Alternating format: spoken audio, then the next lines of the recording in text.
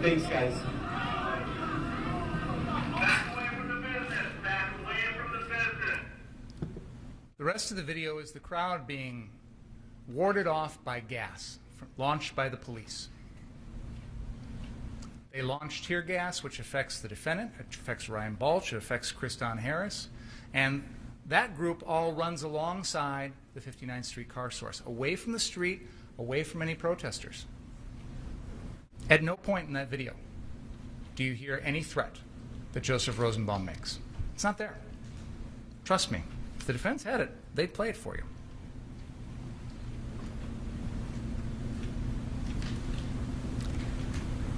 Now, they want you to believe that that threat is made, and they also want you to believe that it was something that the defendant took into account when he decided to kill Joseph Rosenbaum. One of the questions that occurs to me is, how would the defendant even know who that guy is? Because earlier in the night, Joseph Rosenbaum is wearing a red shirt and a blue bandana. But by the time he's killed, he's got no shirt on. He's got no blue bandana. This is someone the defendant has never even met before. He's one of hundreds of people in the crowd. And yet, we're expected to believe that in a split second, the defendant remembers this guy? I don't believe so. So then, that video that I just showed you leaves off at about 11:35 p.m. The police have moved the protesters south of 60th Street. They've tear gassed the crowd, and there's no protesters left. 59th Street is no longer in any danger. It wasn't much danger to begin with. There wasn't anything left there to protect. But by this point, there's no more danger. As law enforcement comes through, you've heard this video where they tell the defendant and his group, "We appreciate you," and hand him out bottles of water. As long as you stay on that private property, yeah. No one is saying you don't have the right to stay on private property and protect private property. What people are saying, what the crowd is saying, is stay there. Don't go out looking for trouble. The defendant hears this message from the police and takes it the wrong way. He thinks, oh, well, now I'm junior policeman. I can go run around stopping crime. But I asked him and I asked some other witnesses, if the police are there on the scene and the protesters are gone, go home. Why are you still here? Shouldn't have been here in the first place. But why are you still sticking around? And interestingly enough, one of the questions I've always had in the back of my mind is, what's the end game here? When is this crew going to be done and decide that it's time to leave? Well, right after the defendant kills Joseph Rosenbaum, kills Anthony Huber, and comes back, they all flee like rats off a sinking ship. But it's boring at 59th Street. There's no protesters. There's no action. So the defendant decides about 11:35 p.m. to cross the police line and go looking for trouble. He knows at this point he's entering a hostile crowd. He's seen this crowd. He knows what they're like. That's why he has to yell friendly to them, because he knows they're not going to see him and think he's friendly. And he knows he's got to have Ryan Balch with him, some sort of buddy to protect him. And he's immediately confronted by that man with the yellow pants who says, "You just pointed your gun at me." And the defendant says, "Yeah, I did." He admits that. Now, what's interesting to me is they want you to believe this never happened. They want you to believe this guy in the yellow pants made it up or is lying. But he's just standing there by the side of the road, minding his own business, when the defendant happens to walk up to him. Do you think he just sat there and thought, oh, I'm going to make up a lie about this guy on the spur of the moment? Or did it really happen? And is it consistent with everything else you've seen about the defendant? Does he sound like the sort of guy who would point a gun at someone for standing on a car? Does he strike you as the kind of guy that would threaten deadly force to protect property? Because that's what happened. The man in the yellow pants says it happened. The defendant agrees. And then he comes into the trial and says, oh, I was being sarcastic, like he's a little 17-year-old and he wants to get out of it. Shortly after that, the defendant loses track of his protector, Ryan Balch. So now he's in a position where he knows that he's surrounded by people that consider him a threat. He knows that he's not supposed to go anywhere without Ryan Balch. He knows he's supposed to go back to 59th Street. And he does. He tries.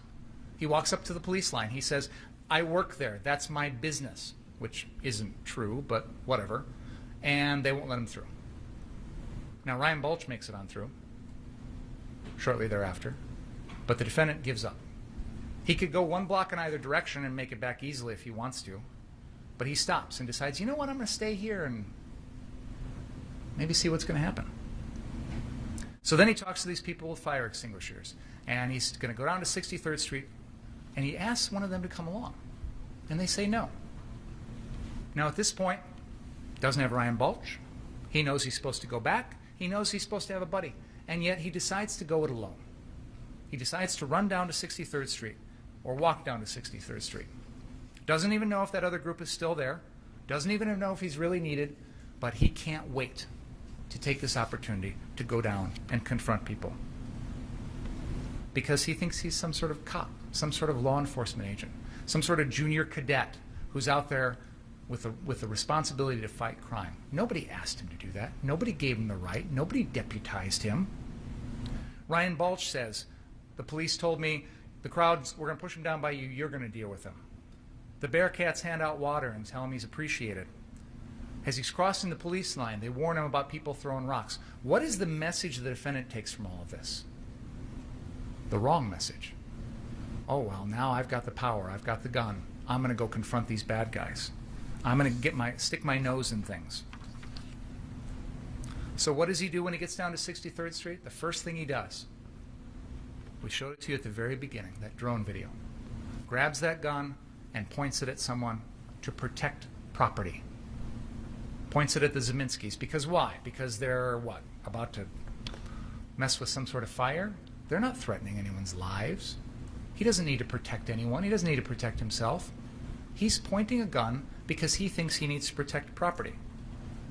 He says he wants to put out a fire, but the first thing he does is drop the fire extinguisher on the ground. His AR-15 isn't going to put out a fire. So why is he really there? And we all agree, you can't use or threaten deadly force to protect someone else's property.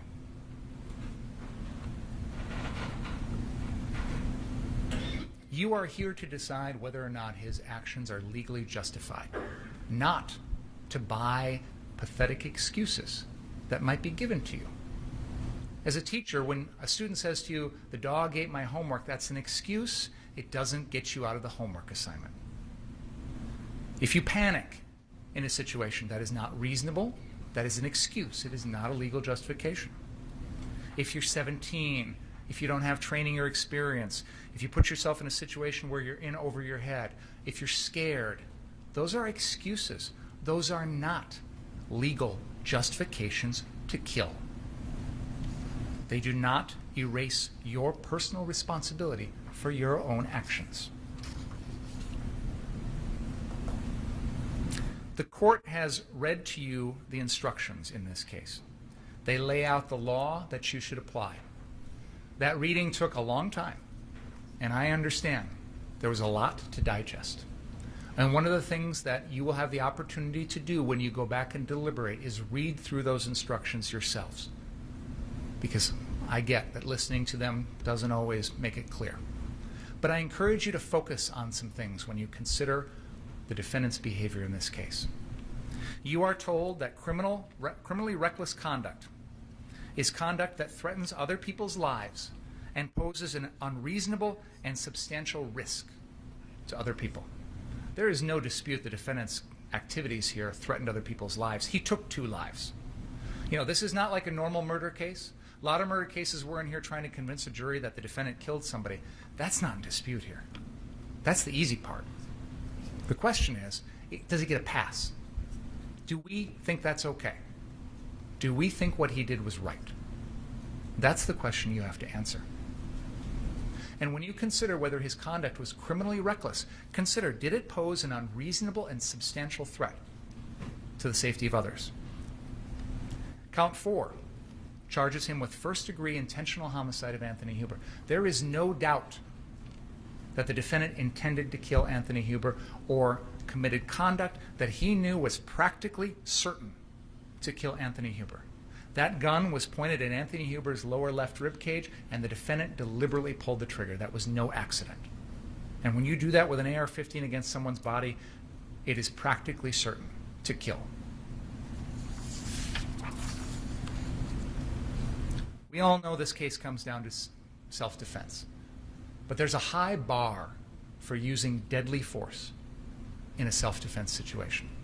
The law says that the defendant may intentionally use force which is intended or likely to cause death or great bodily harm only if the defendant reasonably believed that the force was necessary to prevent imminent death or great bodily harm to himself.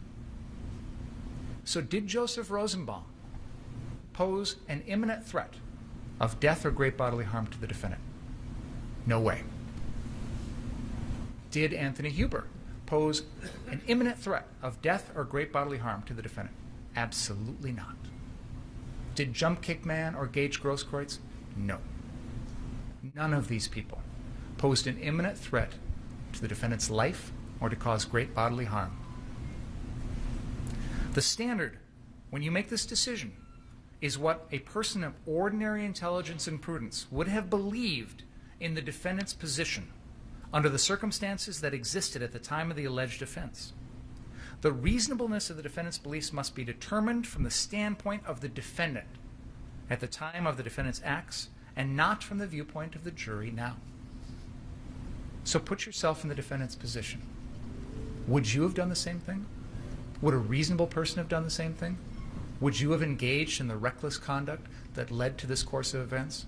Would you have gone out after curfew with an AR-15 looking for trouble? Would you have aimed at other people? Would you have tried to use the gun to protect an empty car lot? No reasonable person would have done these things. The court has also instructed you on provocation.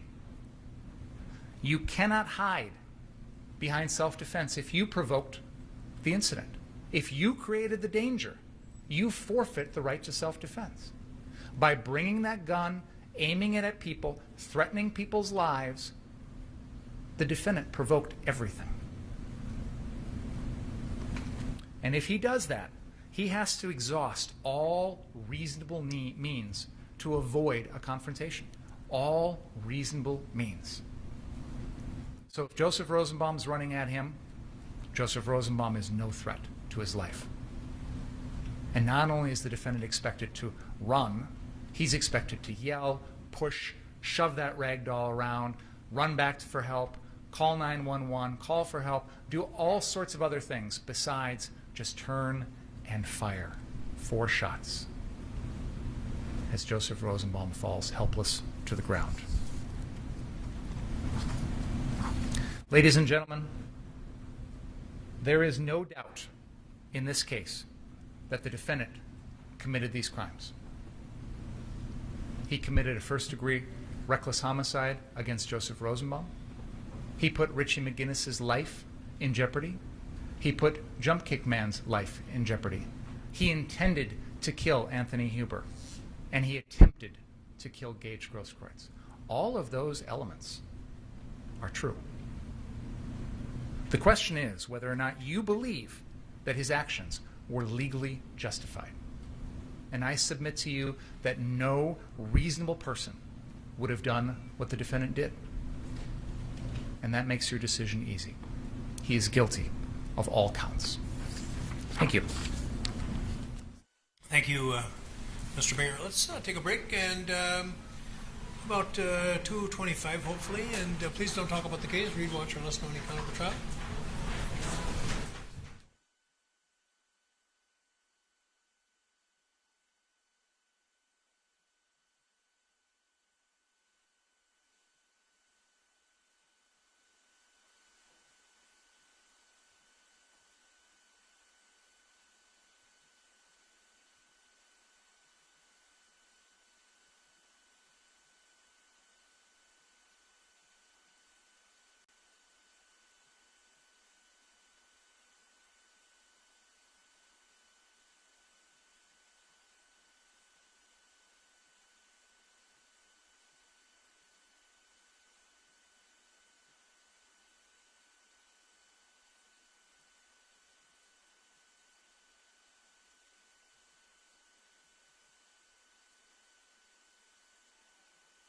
Said that, I wondered if I'd have given it a print command, you know.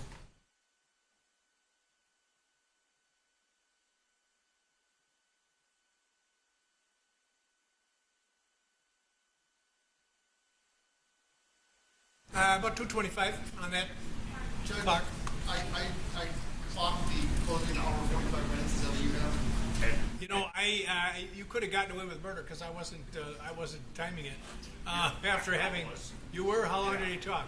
He talked 2 hours and 8 minutes. What? I can give the exact starting times. What's that? I said I can give the exact starting times. Well, why don't we call one of the networks and they can tell us because Detective Howard was timing it. what? Detective Howard was timing it. That's beside. See you, Dave. So well, let's get everybody under oath and work it out, and if necessary, we'll have a hearing on it.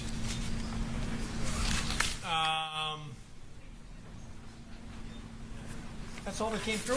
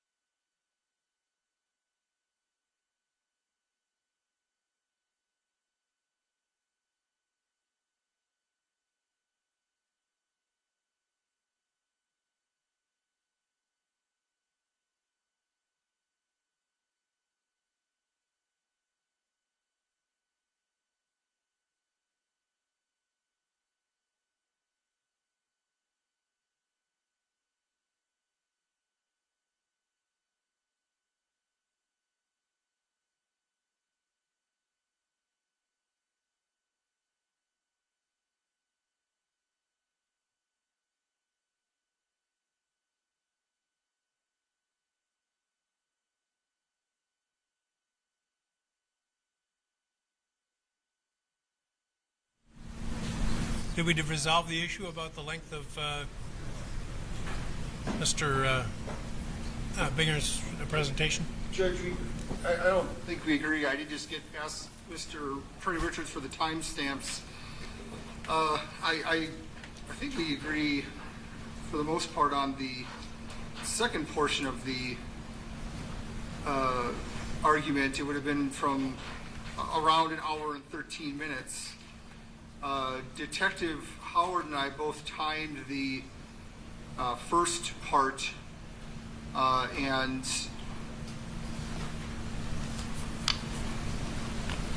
we have it, well, Attorney Richards has it as 37 minutes. I have it as 32. So I don't think it's 2 hour, even with his timestamps, it's not 2 hours and 8 minutes. Well, look, you know, I actually wouldn't have strictly enforced it. I was going to make my usual statement, but I won't because someone will accuse me of being biased against my own religion. But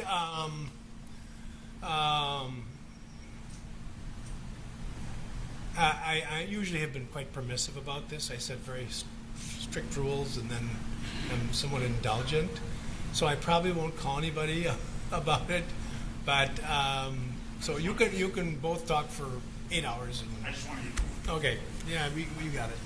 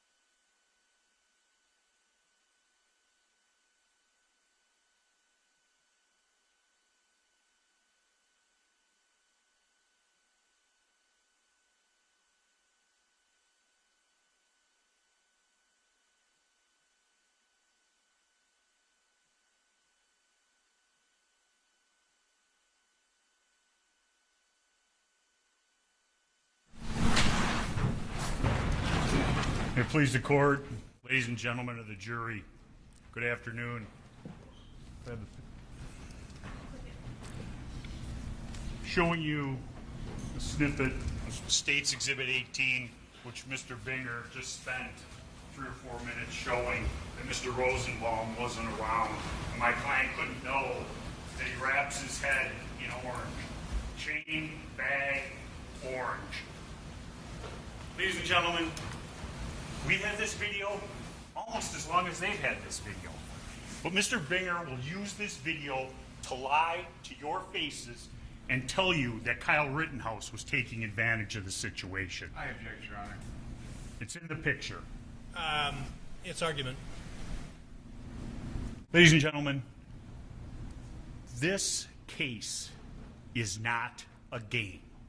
It is my client's life.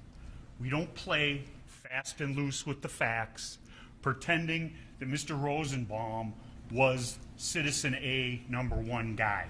He was a bad man. He was there. He was causing trouble. He was a rioter. And my client had to deal with him that night alone. When I say that the truth matters and this is not a game, what do I mean by that?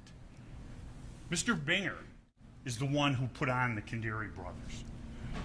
The reason he put them on, in spite of what he might say today, is because he wanted you now 18, soon to be 12 people, to say, gosh, that kid just went to that place and just protected it. He wasn't asked. He was asked. Mr. Kandiri's asked Nick. Nick got a group of people to go down there. The people from West Bend came. Provocation, another thing. Think back on November 2nd when this case started. Did you hear one word out of Mr. Binger's mouth about provocation? You didn't, because it was never said. But when his case explodes in his face, now he comes out with provocation. That was opening. And most importantly, in opening, quoting from Mr. Binger's first paragraph of his opening statement on November 2nd, 2021. This occurred after the defendant chased down Mr. Rosenbaum and confronted him while yielding an AR-14. Ladies and gentlemen, you've seen the videos. Mr. Rosenbaum sees, and I'll show you the video in my closing argument. You'll see Mr. Rosenbaum take off when he sees my client coming along with the Zeminskis to set up the ambush of my client. Provocation? I don't think so. The things that I've just pointed out to you, why is that a problem? Because one, he's lying. Two, he's misrepresenting. Or he wasn't prepared when he started this trial, and his closing argument has been a change to try and fit what has come out.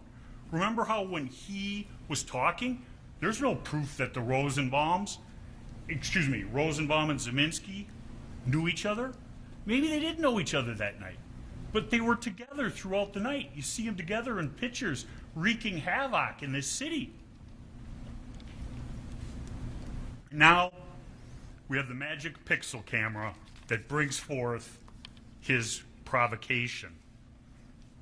I'm going to go through the charges and we'll talk about each one of them. Then I'll go through the witnesses and hopefully I'll bring it home in an honest and forthright fashion.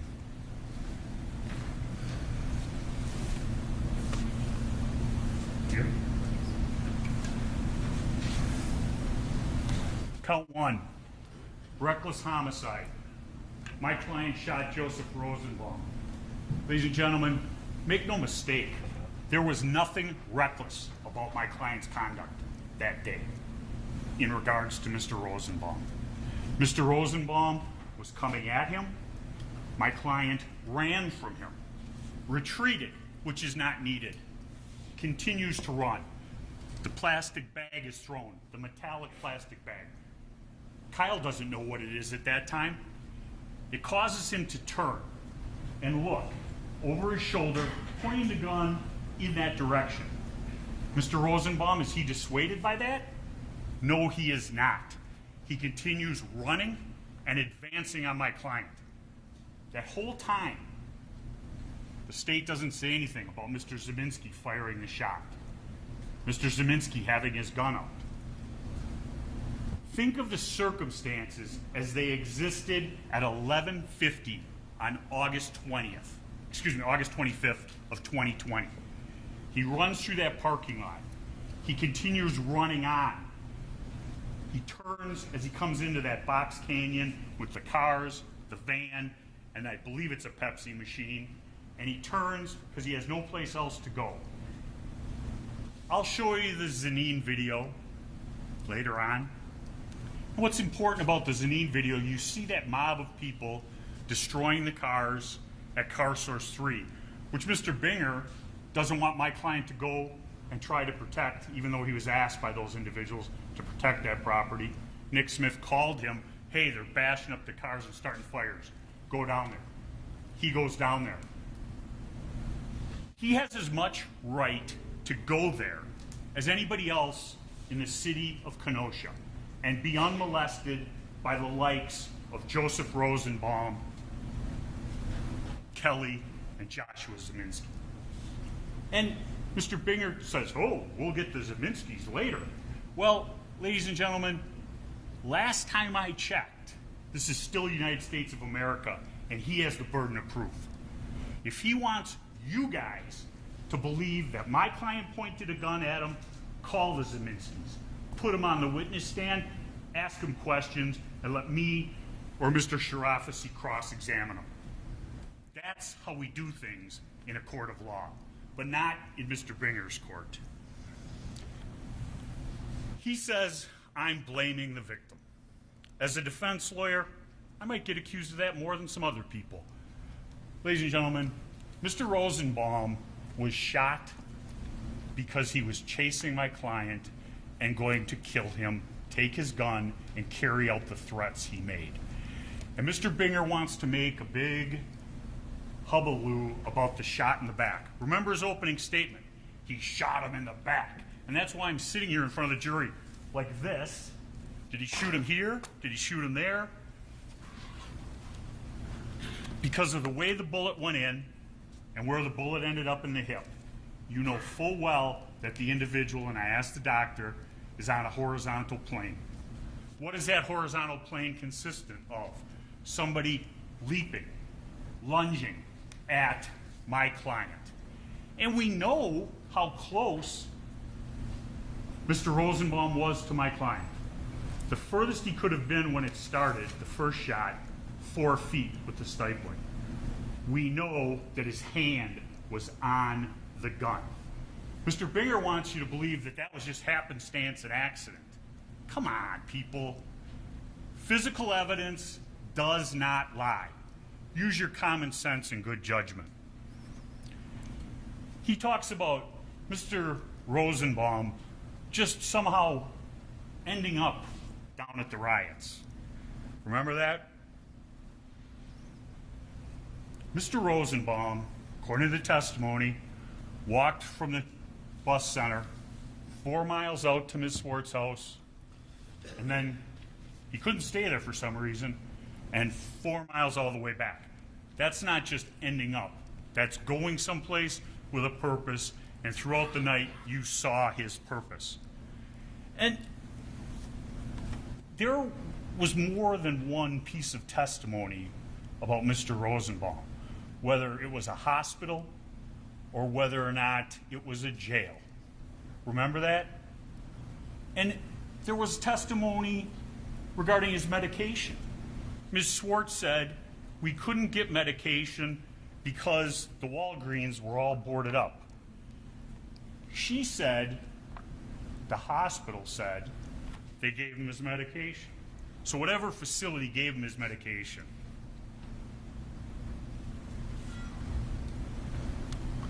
Mr. Binger, the man with the burden of proof, why didn't he bring in a hospital or a jail to prove that Mr. Rosenbaum was properly medicated? He'd been off his medications, according to Ms. Swart, for 7 to 10 days. We know that he was acting like somebody who wasn't on their proper medication. He was not acting normal.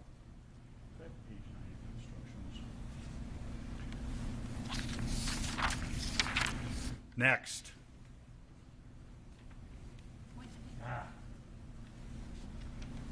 Richard McGinnis. Reckless. And here, Mr. McGinnis, I'd like to talk about, because the self-defense does not go to Mr. McGinnis, but if Kyle was privileged in exercising self-defense against Mr. Rosenbaum, it carries over to the endangering count of Mr. McGinnis.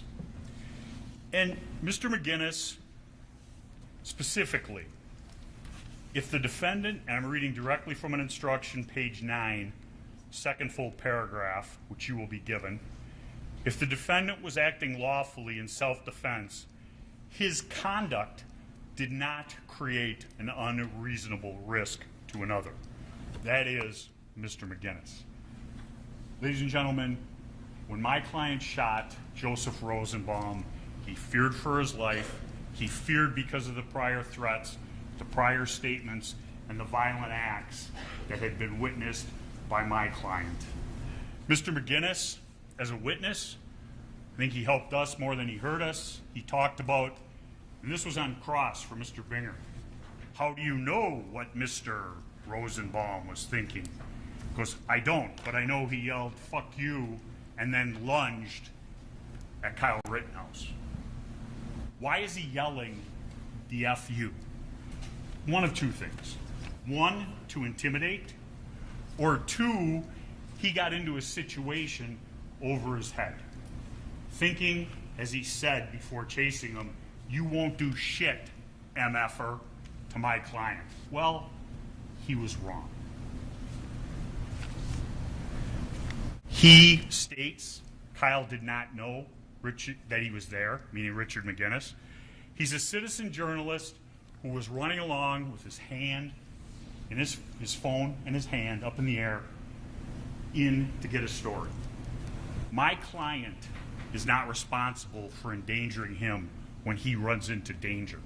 Plus, the instruction says that if he was privileged as to Rosenbaum, he's privileged as to count 2, Mr. McGinnis. Count 3, jump kick man. The uncomplaining, unidentified witness in count 3. There'll be some video later on when I'm going through some of that. You'll see, and I ask you to pay attention. The state has said he's not kicking him. He doesn't hit him. When you watch the video, and it'll be in slow motion, watch where his foot goes, watch what happens to Kyle's head. The force of him kicking him in the face spins his body 180 degrees around. And then it's on. Huber coming in from behind, hitting him in the neck with the skateboard.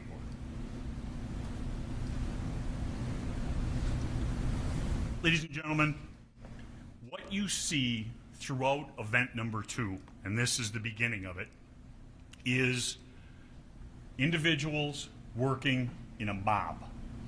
They don't know what happened at Car Source 3, event number 1.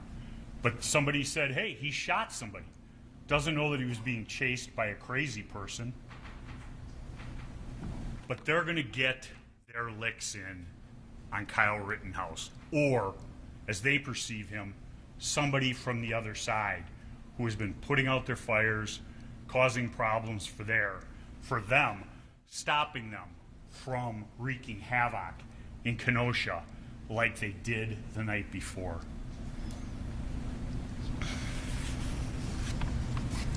And ladies and gentlemen, the standard is likely to cause death or great bodily harm. Great bodily harm is defined as likely to cause serious bodily injury. A kick to the head is likely to cause a serious injury. Did my client suffer a debilitating injury as a result of that? No, but that's not the standard. Mr. Huber, he's a rioter, pushing a dumpster lit on fire, going to the barricades to pick up pepper balls, throw them back, pointing his middle finger at the police. He's assisting Rosenbaum at the gas station, hits Rittenhouse 2 times with the skateboard, and attempts to disarm him. You'll see it all in the slow motion video later on. And Kyle Rittenhouse is running away from Anthony Huber. The state wants to call my client an active shooter. And the reason they want to do that is because of the loaded connotations of that word. Everyone has heard of the theater killings, the school shootings, and things like that. Ask yourself, the definition of an active shooter is somebody with a plan to inflict multiple casualties, usually out of anger or animus towards a group. This case, what caused Kyle Rittenhouse to shoot somebody? Joseph Rosenbaum. He runs after shooting Joseph Rosenbaum for almost 2 blocks before scene number 2. Mr. Binger makes a big thing about Kyle Rittenhouse not staying around Car Source 3 after the shooting. Ladies and gentlemen, if Kyle Rittenhouse had stayed at Car Source 3, all that would have happened is it would have made the police have an easier job, because scene 1 and scene 2 would have been put in the same location. My client ran 2 blocks without shooting at anyone, pointing at anyone, doing anything to try and get away. He tells the individuals he's going to the police, and he's running in that direction when he stopped. He's hit in the head with a hand with a rock in it, knocking his hat off. Mr. Binger says, oh, he just knocked his hat off. I don't think that individual was trying to steal Mr. Rittenhouse's hat. He was trying to take his head off. Who comes in next? Anthony Huber, for the first time. Hits him. Opening statement, Mr. Binger, was he takes a swing at him. Now it's he blocked, because we took the videotape and lightened it up. Huber strikes him in the head and arm the first time. Jump kick man comes in, kicks him in the face, spins his body 180 degrees, and Anthony Huber comes in for the second lick to the shoulder neck area, trying to take his head off. And when he does that, his other hand goes grabbing for the gun, his bare hand onto the gun and pulling it away from Kyle Rittenhouse. Mr. Binger wants Kyle to sit there and hope and pray to God his strap works, and Anthony Huber can't get the gun. We don't know that. We'll never know that, as he's running away from him. A shot as the gun is being separated from his body, and you'll see the butt way far away when the shot is finally fired.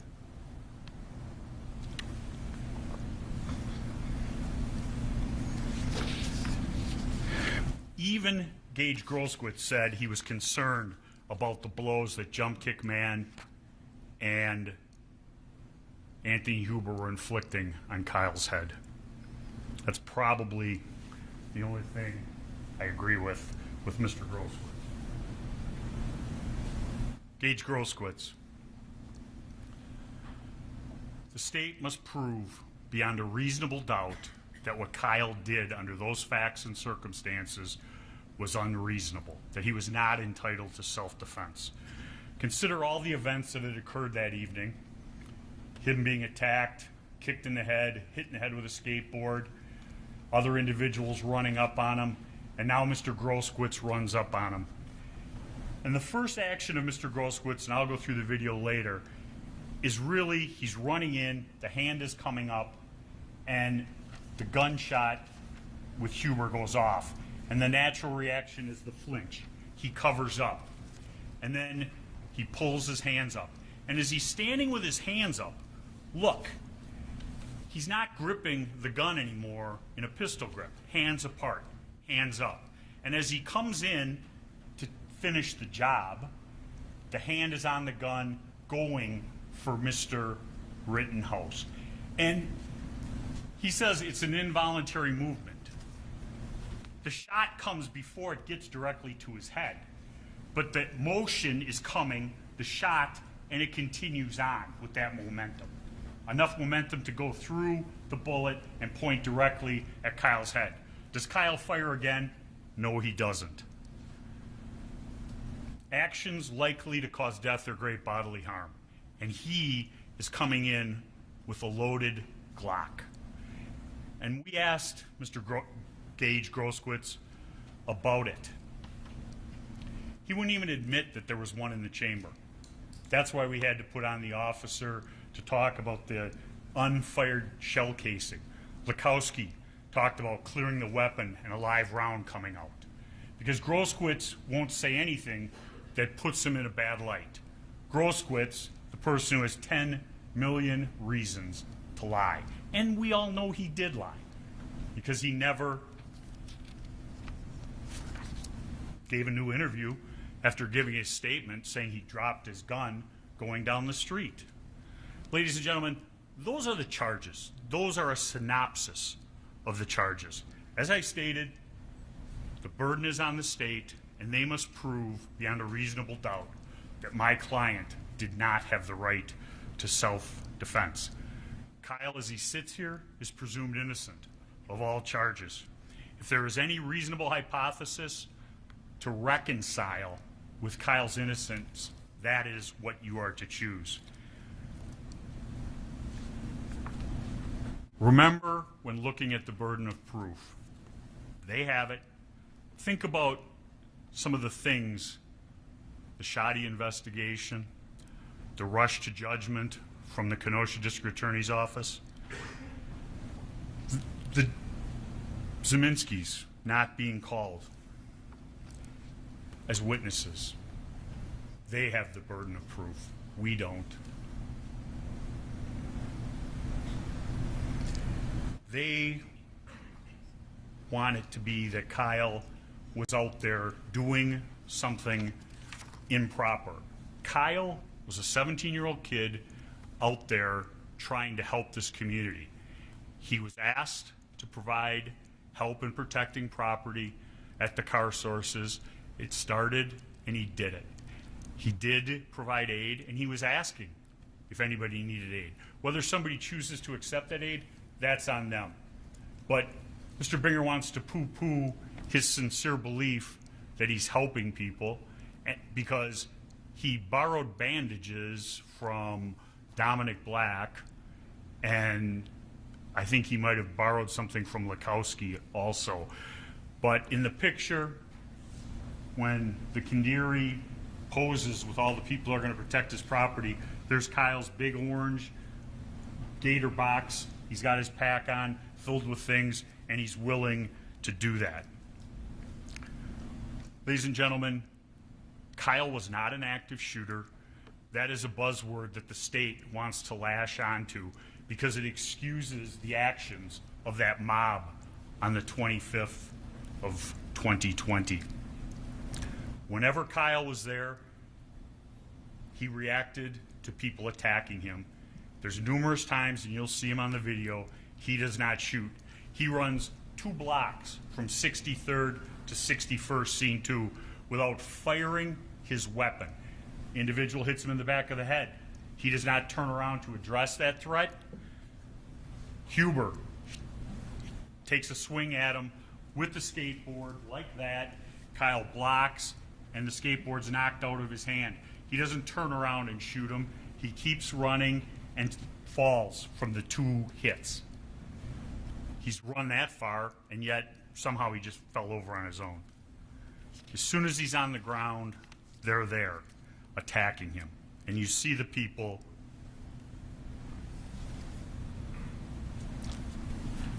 law of self-defense. You've seen it, you've heard it. Now I'm going to go through the witnesses. Oh.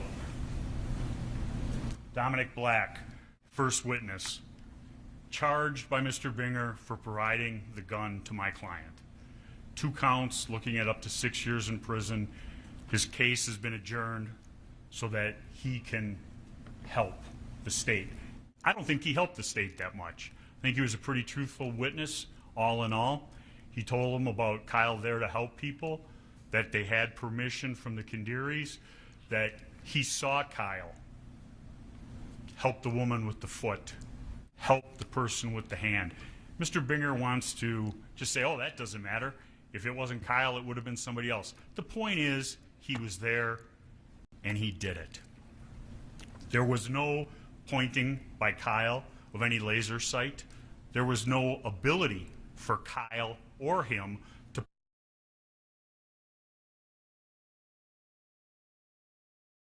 did that. He said Kyle was there to help. The only person helping was Kyle. And he can say what he wants about whether or not he let Kyle take the gun or not take the gun. He never told him not to. He went to the location with him. They bought straps at Jelensky's together. He's trying to cover his butt a little bit. The guns were there, and they took them. They took the guns, as he said, to deter people attacking them. He saw Kyle at the end, sweating, was in shock, and said, that he shot someone, he had to do it. That is Dominic Black. Corey Washington saw the rioters breaking up concrete at the church parking lot, described Rosenbaum as erratic, stated the crowd was suspicious. I don't know what that means.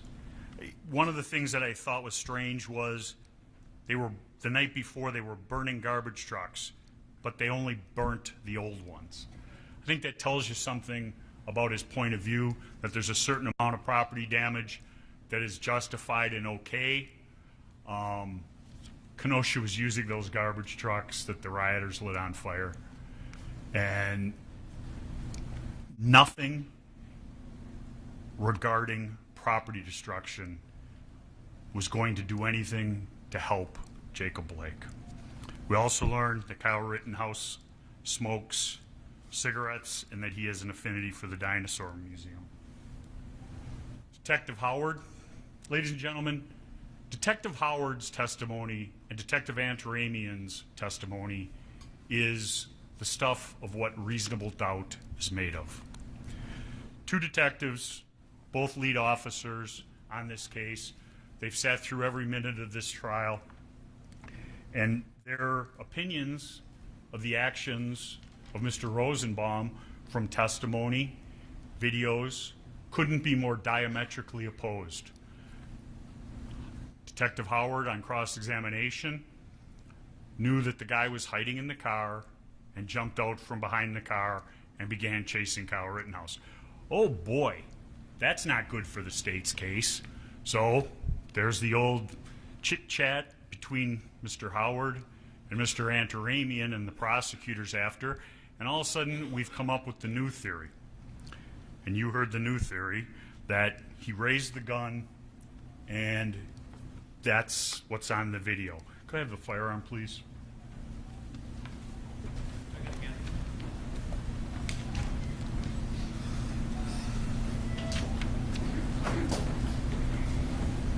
You want to check it? He told me he checked it. He checked it? He told me he checked it. Okay. When? Before lunch. After lunch? Before lunch. Check it again.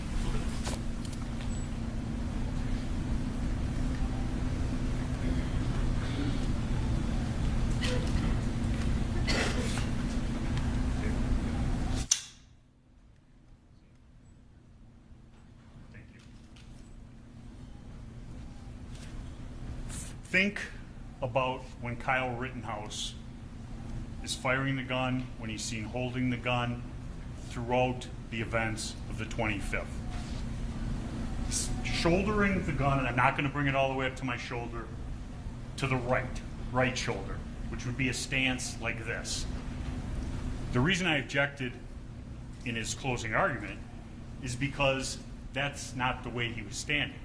If he's standing like this is right-handed, pointing the gun this way, up at the ready, his back would be to the drone footage. In the drone footage, you see the arm. It would be somebody having to hold the gun left-handed. This is a right-handed firearm. If this gun is brought up to his face and it is pulled back,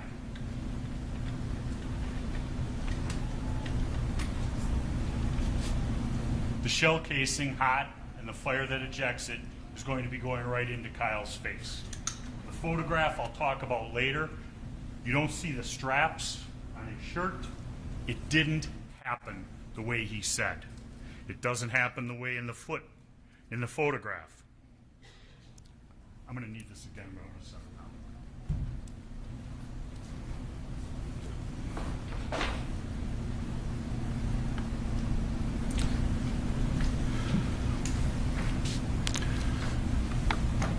Burden of proof, once again. The telephones, the searching of telephones with search warrants, the subpoenaing of records. I have no problem with that. It's good police work. But when you pick and choose and you make favorites, it's not. My client testified, and I'll say it this way, the detective testified, that My client's phone was sent to the FBI. It was unsearchable because of the operating system.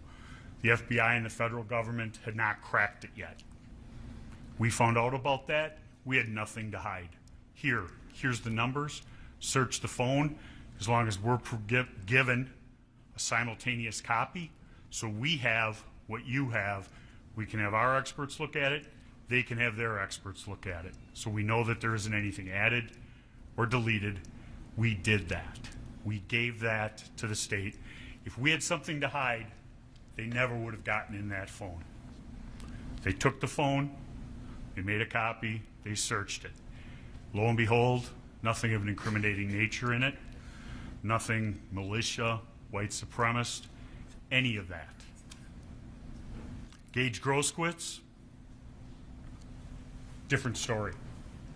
They had a valid search warrant for it. The only search warrant that these guys have never not executed when it's sitting right in front of them. Not just that, but Mr. Groskowitz could have consented to them going in the phone. If he has nothing to hide, why not? Why not let them look in the phone? And let's take common sense and judgment one step further. Police officers get search warrants. They execute the search warrant. Sometimes somebody feels as though their rights have been violated, and it gets litigated in a court of law. If it was illegal, the information in that search warrant never comes out in court. If it's legal, after a judge has said there were no rights violated, it comes in evidence. What was Mr. Groskowitz afraid of? Why wouldn't the state execute the search warrant, let Mr. Groskowitz and his attorney object, file a motion and say, you can't go in my phone? Let the judge decide, not the person who's prosecuting and protecting Mr. Groskowitz. Come on, people. Mr. Groskowitz has 10 million reasons for not wanting somebody to go in his phone.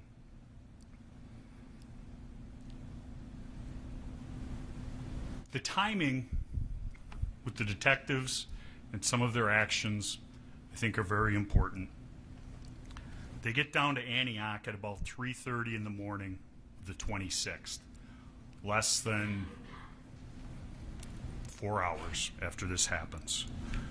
By 6 o'clock, 6:30, give them the benefit of the doubt, Kyle Rittenhouse is under arrest for first-degree murder. There's not been any autopsy done. There haven't been any witness statements taken.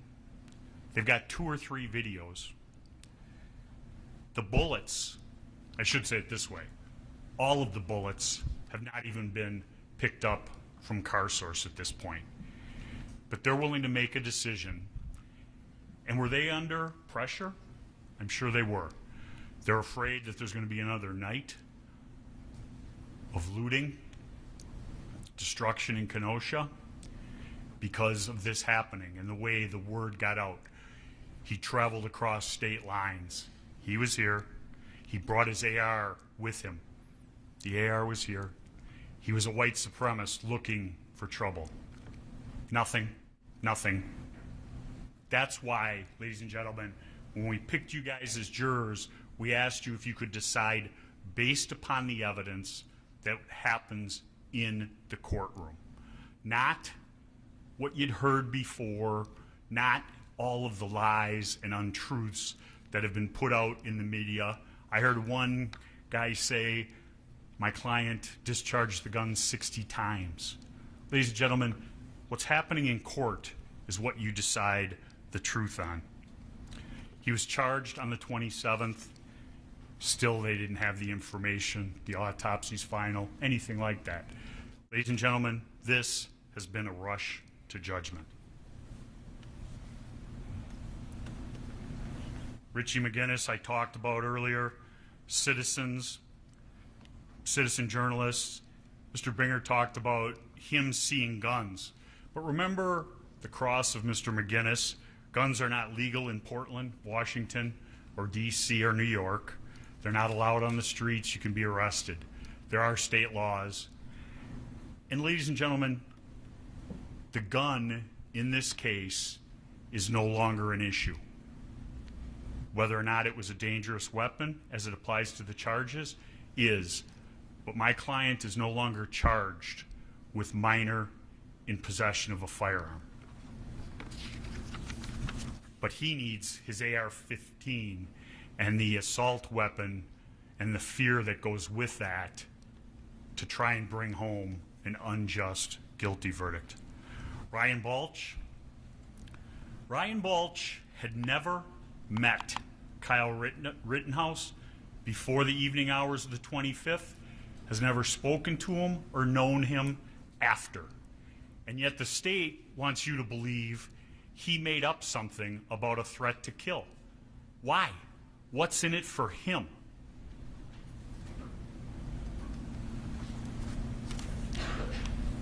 The threat. If I get either of you alone, I will kill you. That is a threat with a statement and a promise.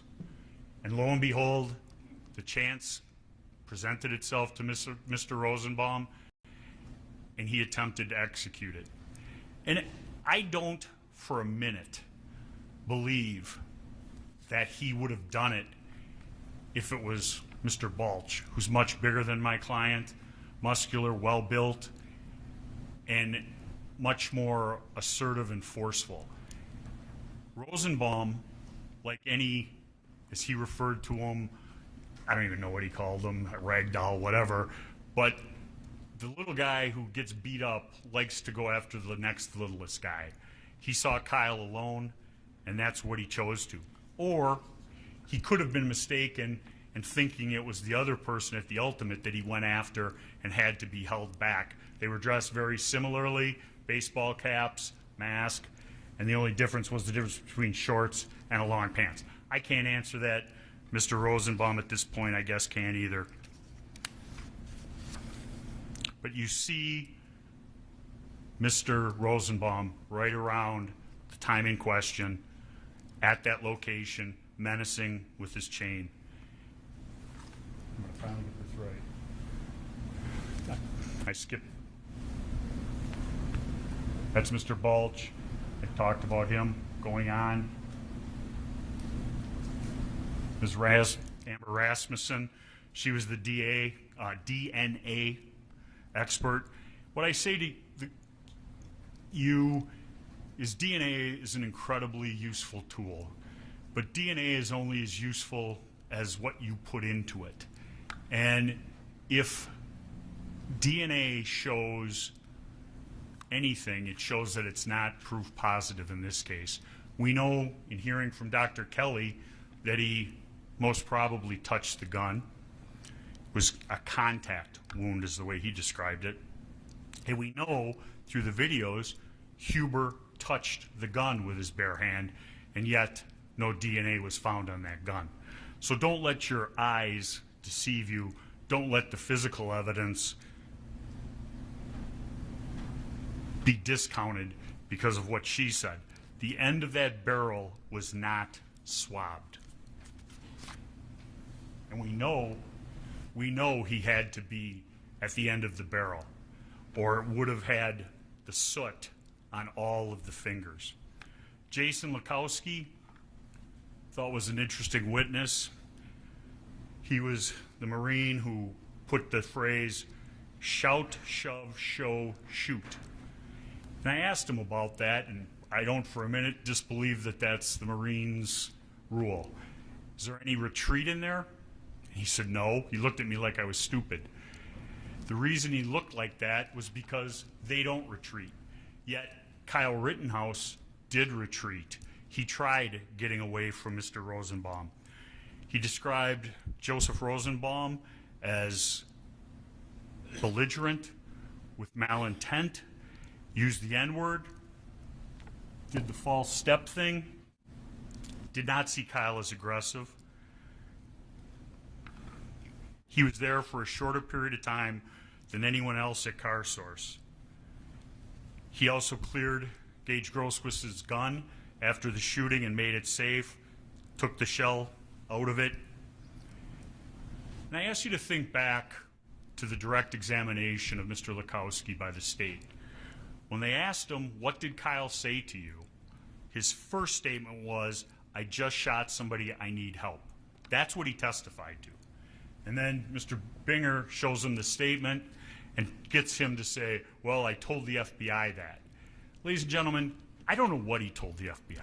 The FBI doesn't let him see that statement, doesn't let him read the statement and say, you read this to me, it's true in a correct copy. They write down what they think they heard. I ask you to think about what he said. If he didn't shoot somebody, why does he need help? That makes no sense. He said it, he testified to it. That's what happened. The state confronted him and pushes him back to his original statement so he doesn't get in trouble. He put the tourniquet on Gage Groskowitz. He testified that he had his AR-15 with him, providing medical services, first aid, just like Kyle Rittenhouse. And I find it so ironic that he was there. Gage Groskowitz had said to them, go home, we have our own medics, you stooges. And who ultimately helps him with his tourniquet? Sarah Hughes, her testimony, she reminded Mr. Huber and his girlfriend they needed to be home by curfew. Obviously, not advice that was followed. Wish it had been. Carrie Ann Swart, I talked about. She talked about Joseph Rosenbaum being bipolar, being prescribed gabapentin. He had to leave her house that night after walking 4 miles, taking about an hour, and then walking another 4 miles back to downtown where the riots were going on, where he could involve himself fully. Her story contradicts Nathan DeBrune. I just got out when he said, I just got out of jail and not afraid to go back. He'd been off his meds for the week prior. The videos of Joseph Rosenbaum show the state that he was in. No proof that he ever took his meds. Saul Kindiri, he was the first of the Kindiri brothers to testify. Car source. He's in the picture with all the people who protected his property. He's there, and he said he just liked the military garb. Why did he get a picture then with just one of them? How did he wrangle all these people up? Everybody in that picture said that they wanted him there. They gave him permission. Even Dominic Black concurred in that, the state's witness. But as I said earlier, they want these two guys to dirty Kyle up. He's just picking a spot to pick trouble and to be there and cause problems. He was asked to provide security. He did. They deny that they were going to pay any money, yet Nick Smith says they were. And going to pay money to Nick Smith. And ladies and gentlemen, do you get the feeling that they're a little afraid of being sued, as everybody else in this case is? I think so. And when they were up there, I don't remember them saying, oh, you can protect car source 2 or car doctor, but don't go to car 3.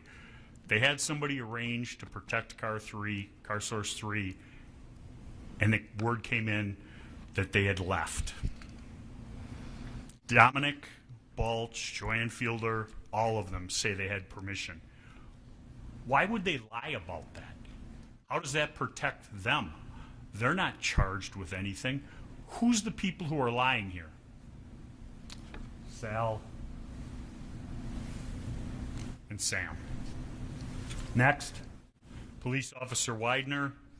He was the ET. He went and recovered some of the 2.23 rounds from car source.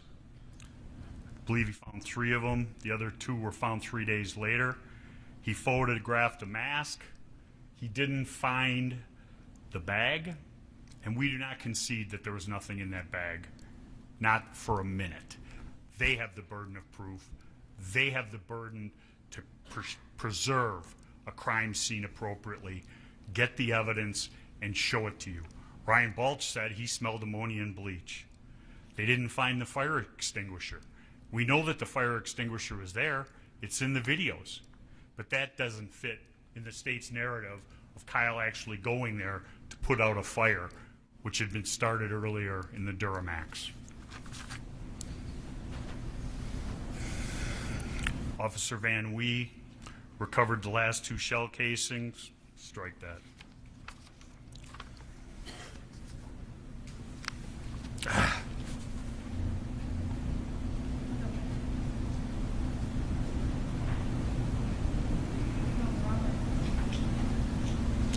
I love technology.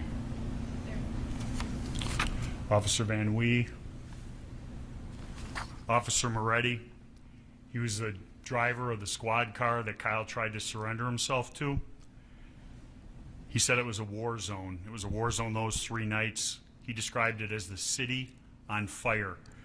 The police felt as though they were completely surrounded, described the constant gunfire that evening.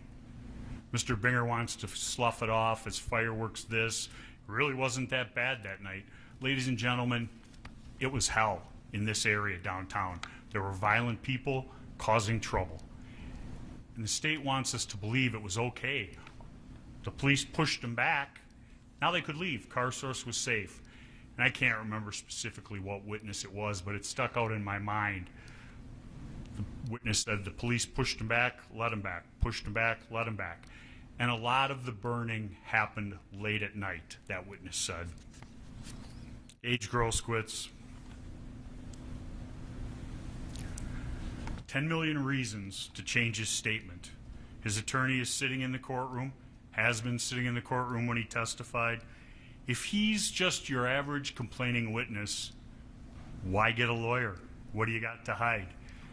He didn't have a valid concealed carry permit.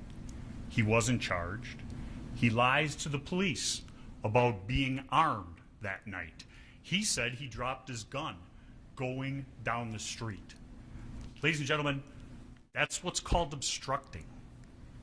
Most people, when you lie to the cops, especially in a murder investigation, you get in a little bit of trouble. I've represented some of those people. Not Mr. Grosskreutz, because he's their star witness. Bought, paid for, and protected. You don't want us to search your phone? Oh, we're going to invoke the never heard before Marcy's Law exception to the search warrant, even though they had a signed search warrant by a judge of Kenosha County. He was also an armed medic. Wants you to believe that he didn't have one in the chamber and he would never shoot somebody. But before he said that, he said key, wallet, phone, gun. Never leaves the home without him. Ladies and gentlemen, I don't carry a concealed weapon. And I don't think I could shoot somebody. But when people carry guns, that's what they're for in the city. This isn't the wild, wild west. He had his gun. Kyle Rittenhouse had run by him. You'll see the picture. Was by him, gone. Did he go to give medical help? He didn't know that Mr. Rosenbaum was being tended to. No, he decided to run in and advance on the fray. He, affiliated with the American People's Revolution here in Wisconsin. And I might have that one word wrong, but he did it. And who ultimately put the tourniquet and fixed it on his arm? But Mr. Lukowski, a member of somebody he refers to as the militia and the Stooges. 2 different encounters between Gage Grosskreutz and my client. The first one, he does not show or give any indication of a weapon. My client does not point a weapon at him, does not shoot at him, does not swipe the weapon towards him. He states he's going to the police. That is uncontradicted. Why doesn't Mr. Grosskreutz let him be and go give aid and comfort to his fellow rioter? But instead, he joins the mob, chasing Kyle, arms himself, and runs in the fifth or sixth person into the melee in scene 2. And when his friend was called, his friend said in his Facebook post, his only regret was not emptying the clip into the kid. So we know what his intent was. We know what he wanted to do. Kyle shot first as he was coming in. And Mr. Binger talks about, oh, he was going to grab the gun. Ladies and gentlemen, left hand, phone. How's he going to grab a gun with a hand filled with a phone? Right hand, gun. He goes back, loads up, and is advancing. That's when Kyle shoots him. He didn't shoot him when he put his hands up, and if that was it, no intent to harm him, all he does, like everybody else, is back up, and nobody else gets shot. But Mr. Groskowitz decides he's going to shoot my client. Unfortunately, my client shot him first. If he had retreated, it's over. And when he's got his hand up like this, as I said earlier, the hands are up. It's not gripping the gun, it's loose. But when he goes in like this, the pistol grip is tight.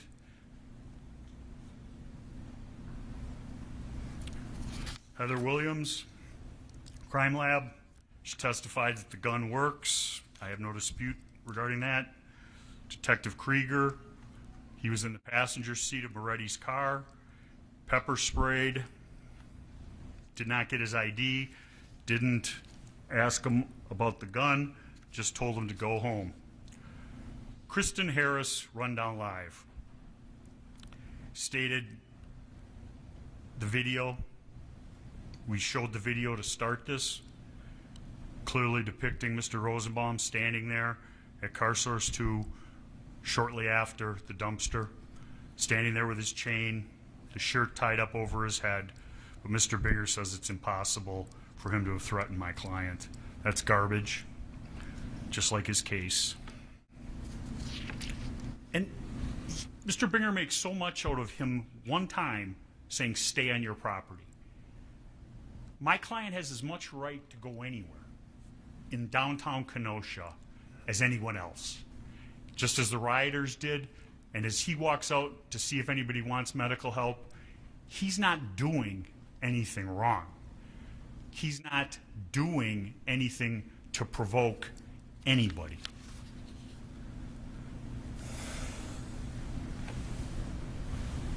Detective Antaramian, the juxtaposition of him and Howard, as I said, he is the one who talks about what he sees in the video, totally different.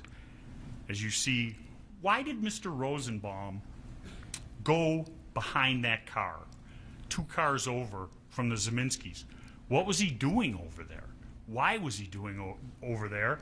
And why does he come out as soon as Kyle comes down the road? Because they were going to ambush him. They had set it up, and I'll show you the video.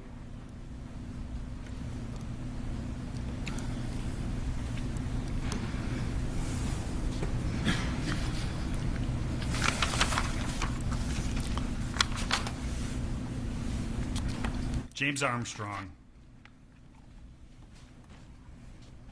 The only thing I can say about James Armstrong is, okay, that's interesting. But what I'd like to say about his photographs, his knowledge of what he did, and some of the statements that the state has made regarding it is, what he did for those 20 hours is hocus pocus, and he makes an exhibit that is out of focus. And that's what the state is relying. The picture does not make sense. As I showed earlier, it has Kyle shouldering the gun in the left shoulder. If he has it in the left shoulder, his back would be to the drone. The drone is moving around, and that changes the focal point. He's right-handed. That's where it goes. You'd see the crosses across his chest. But no, they need him to to have somehow pointed a gun at the Zeminskis. I don't for a minute concede he did, but we know that Mr. Zeminski has been armed all evening.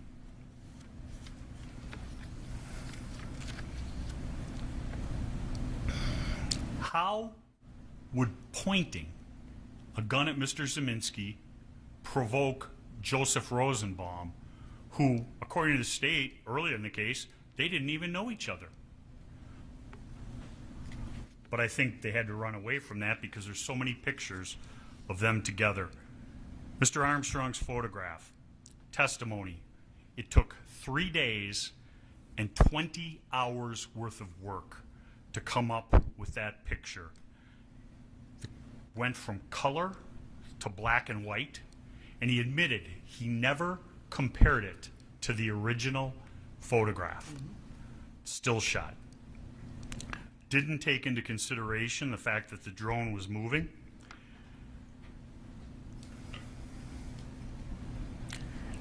The word peer-reviewed, state has said. Peer-reviewed is an independent verification of the events, the exhibit. So there was no testimony to this because it didn't happen, that Mr. Armstrong's coworker did 20 hours on the same photograph and came up with the same result. It didn't happen. When you see, and I'll show it to you later, when you see in the video the mirror and the shininess of the mirror, that's what that is. And by going around, spending 20 hours and bringing things up, it doesn't account for Kyle's arm, it doesn't account for the heat signature of the gun, none of it. Dr. Kelly.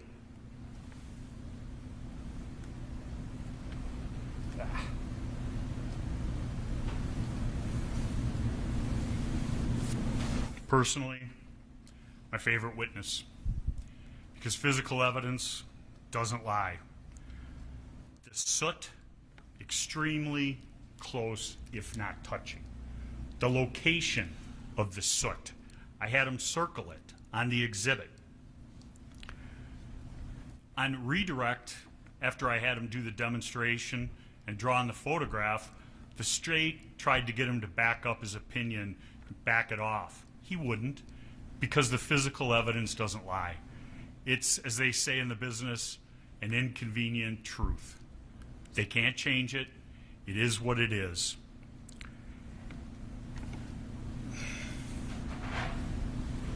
That's the demonstration that happened in front of you, the gun and the hand. And if the individual's coming straight at it, the barrel of the gun, it would go through the hand like this. But we know that it was coming from right here, going down, and came out with a very clean exit wound.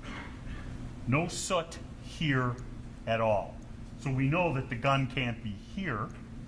We know there's just a little bit of soot on what's commonly referred to as the ring finger right here, and the bulk of it goes this way because it was over the gun, touching the gun. And Mr. Bigger says he was swiping at the gun. Ladies and gentlemen, he didn't need to chase him, didn't need to keep chasing him, didn't need to lunge at him, didn't need to swipe at the gun, i.e. grab the gun. And the shot to the back, as I said, 4 shots in 3/4 of a second. He's backing up, trying to stay away from him, shooting, and he shoots until the threat is immobilized. Ladies and gentlemen, other people in this community have shot somebody 7 times, and it's been found to be okay. And my client did it 4 times in 3/4 of a second to protect his life from Mr. Rosenbaum. I'm sorry, but that's what happened. And this is the prosecutor who said he shot him in the back. He shot him in the back on a horizontal plane consistent with lunging. The shot goes in here and ended up in his lower hip across the back. If he's on the ground or down and shot, the bullet goes into the back and ends up in the stomach or on the other side. It cleared back here, ended up in the lower hip. That's because he was on a horizontal plane when Kyle shot him. He had stippling to the stomach from the first. The pants stopped it from lower, but it was still on the upper. The furthest he was away when the first shot was fired was 4 feet and closing. 4 feet. I think it was Mr. Krause and I who had to fight about how far 4 feet is. It's not that far. It's not that far at all. Brought a tape measure so I could measure a gun barrel for you today, but that's no longer an issue. So I'll show you what 4 feet is. No doubts.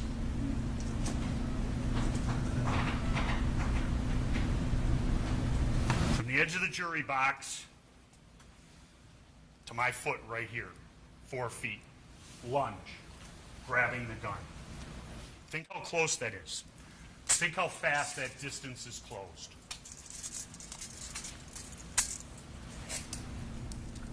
What was Joseph Rosenbaum doing? Was he running after my client to give him a key to the city of Kenosha? Was he running after my client to say, hey, thanks for providing security? Use your common sense and your judgment. Look at Mr. Rosenbaum's behavior throughout the night. As I showed you, these are the pictures.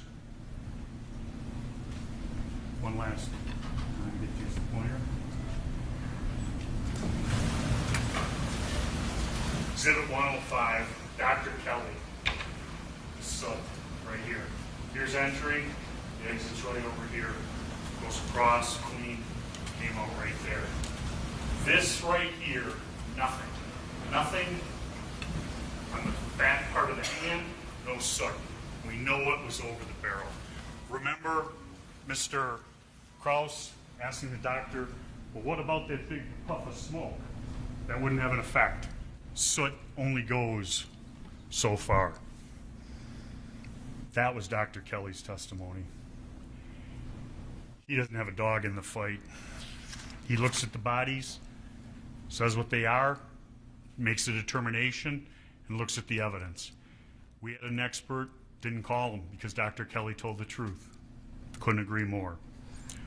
Ladies and gentlemen, facts and truth matter. In most trials, the case would have ended with Dr. Kelly. But we wanted to bring you our side of the story. We had nothing to hide. We were going to put on a defense. I heard Mr. Binger say red herring. The red herrings in this case are by the state, talking about super bullets, this metal jacket. I've been involved in homicide cases. One time it's a metal jacket. The next time the problem is the person had hollow points. Hollow points are designed to kill. Full metal jackets are to go through people. Ladies and gentlemen, bullets are bullets. Hate to tell you, at close range and close contact, they wreak havoc on a body and they kill people. No dispute. Wants to keep pointing at the militia, the militia, the militia. He knows Kyle's not a member of the militia. He has no evidence that he is. They went to the websites. They went to TikTok. They went all of that. All they can do is put up a little thing of a 17-year-old kid from his TikTok trying to be famous. Kyle shot Joseph Rosenbaum to stop a threat to his person. And I'm glad he shot him, because if Joseph Rosenbaum had got that gun, I don't for a minute believe he wouldn't have used it against somebody else. He was irrational and crazy. I talked about active shooter, the power of those words. My client didn't shoot at anyone until he was chased and cornered. Nick Smith. Got a phone call from Sam, asked on the second night of rioting to go down there. They used the power washer and buckets to try and put out cars. He did that out of the goodness of his heart. Sam asked him to come and protect the next night and be paid. And he agreed to do it. He asked some of his friends to come with to help.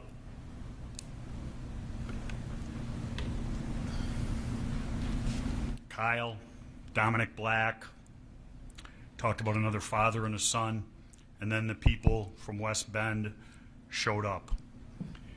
He said that when they first saw Sam on the 25th, Sam gave him a hug and thanked him for protecting his property. He was on the roof when it was chemical bomb. He knew that Sam was grateful for their presence, but he also knew that people on the ground needed weapons. He heard Kyle when Kyle came back saying, "I had to shoot." Body armor. I don't know why the Grays Lake Cadet Program gives people body armor. Don't know. My client had it. And if he wanted to be an active shooter, as Mr. Binger wants to portray him, why would he give up his body armor? Nick Smith wanted body armor. He goes, "Here, Nick, use mine. I'm going to be doing medical." Helping other people. You see him do it throughout. He gave Nick his body armor. Why would somebody give up their body armor if they're going to go out looking for trouble, seeking confrontation? Doesn't make sense. Joanne Fielder, she described Joseph Rosenbaum wearing a red shirt with a green earring. She described yellow pants, who I'll get to later. She stated Joseph Rosenbaum yelled he was going to kill us MFers and cut their hearts out. JR's arm goes up, and within seconds, they're tearing up from a gas bomb. She couldn't say for sure that she saw him throw it, but obviously that's the circumstantial evidence in her belief. She never saw Kyle act inappropriately with anybody, point a weapon at anybody. The size of the weapon might change, but it doesn't change what it can do. Presence speaks volume. It's a deterrent, and they've been pelted all night long with rocks. She was aware that they had consent to be where they are. Nathan DeBrune. Interesting witness. He was out there taking photographs on the nights in question, more importantly the 25th. He filmed the destruction of this community, uptown, downtown, and the ATF and the FBI found out about his videos, his still photography, which I think was incredible. They wanted it, and what did he do? Didn't ask for money, he gave it to them. He sat down with the detective and gave a full interview, showed him the photographs, talked about Mr. Rosenbaum and all the problems he was causing that night, the things he was doing, and that's within less than a month after this. He'd never met Kyle Rittenhouse, didn't know Kyle Rittenhouse, but he had a feeling about what happened that night, and he said if there was trouble, Mr. Rosenbaum was there. I don't think any truer words have ever been repeated. Did he have a lawyer when he met with Detective Howard? No, he didn't. When did he get a lawyer? Remember? After he met with Mr. Krause and Mr. Binger. Mr. Binger, the person who's made it his personal goal of putting my client's head on his wall. Ladies and gentlemen, that's what it did. And it means he's been cutting corners. And Nathan DeBrune said, after meeting with Mr. Binger, I was very uncomfortable. He tried to put words in my mouth. And he had to go and hire a lawyer to protect him. First it was show him the videos and then ask him the questions, trying to put words in his mouth. He didn't want that to happen. He wanted to be able to tell his story of what he knew, what he did. He talked about Zeminski, the photographs of all the conduct that Zeminski had done that night, and I'll show you some of them. The photos have a timestamp on them, and He related to Detective Howard in September of 2020 about Joseph Rosenbaum yelling, "I just got out of jail and I'm not afraid to go back." Those are his words that he heard Mr. Rosenbaum.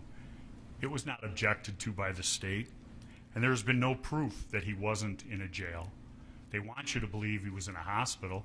There's no medical records he was in a hospital. There's no medical records he was properly medicated. And I submit to you that in this case, the way he was behaving, I don't think he was properly medicated. There's pictures of him with the trailer fires, the chains, starting numerous dumpster fires. I submit that he was with the Zeminskis on many of the occasions, and he was emboldened by Mr. Zeminski because Mr. Zeminski was always brandishing his firearm. We saw Joseph Rosenbaum taking the chains. He chose to come down and riot, and that's what he did. Nathan DeBruin chronicled that. Why did he chronicle it? Because it's not very interesting if you take a picture of a protester who's just standing there, but Mr. Rosenbaum was involved in all these different things, and I'll show you those pictures. Lucas Zanin, Kenosha County resident. Every now and again he goes down to Texas in the winter. Testified, born and raised. He stated he had empathy for the small businesses of Kenosha, did not want them looted, did not want them burned. Is that somehow to be called into question? Does any of us want those fires started and to come and burn? I don't think so. He authenticated the video that was taken from his car as accurate, showing the south side of car source 3.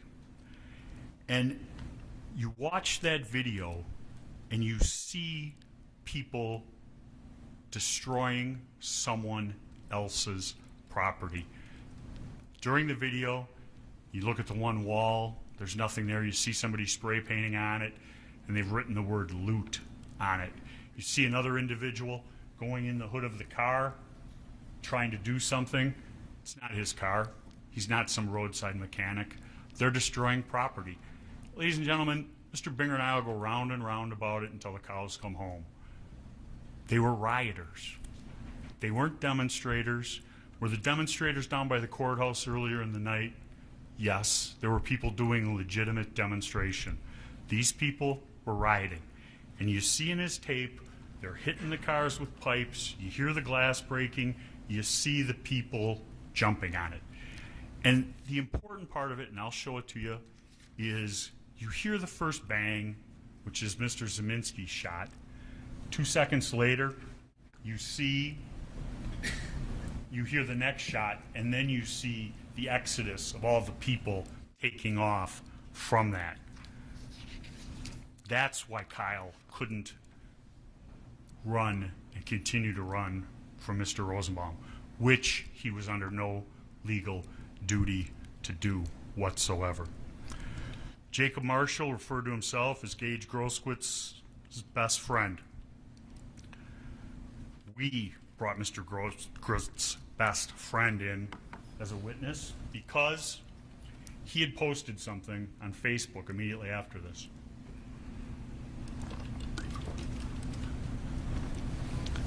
He testified he couldn't find Gage Grosskitz because he was under an anonymous name at the hospital.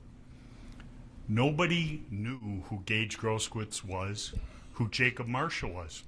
But he takes it upon himself to post a Facebook message talking about how, could I have the next slide, please?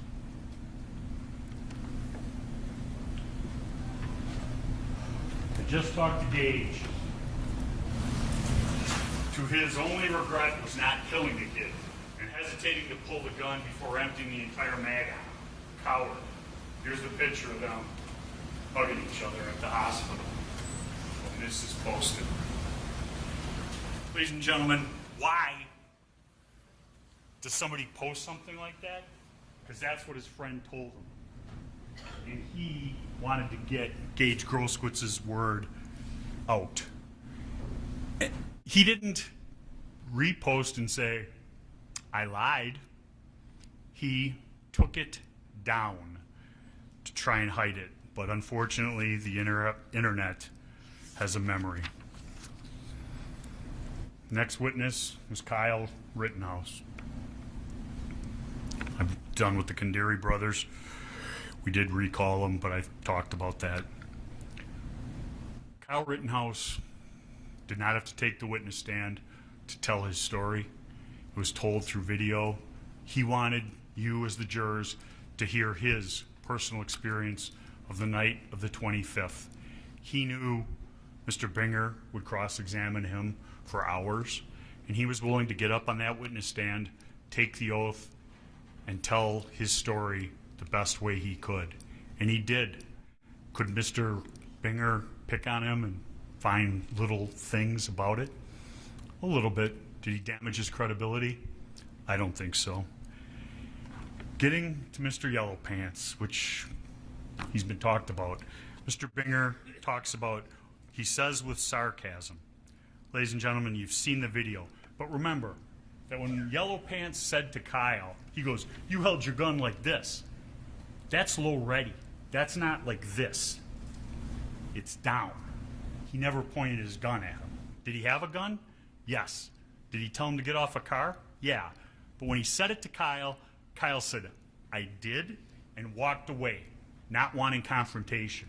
And remember Richie McGinnis's testimony about that. There was the individual with the slingshot, there was the individual with 2 rocks in his hand, and the other individual with the gun. And when Mr. McGinnis walked up to him, he immediately had to put his hand down because they were the one advanced on him, and he bought him off with a White Claw.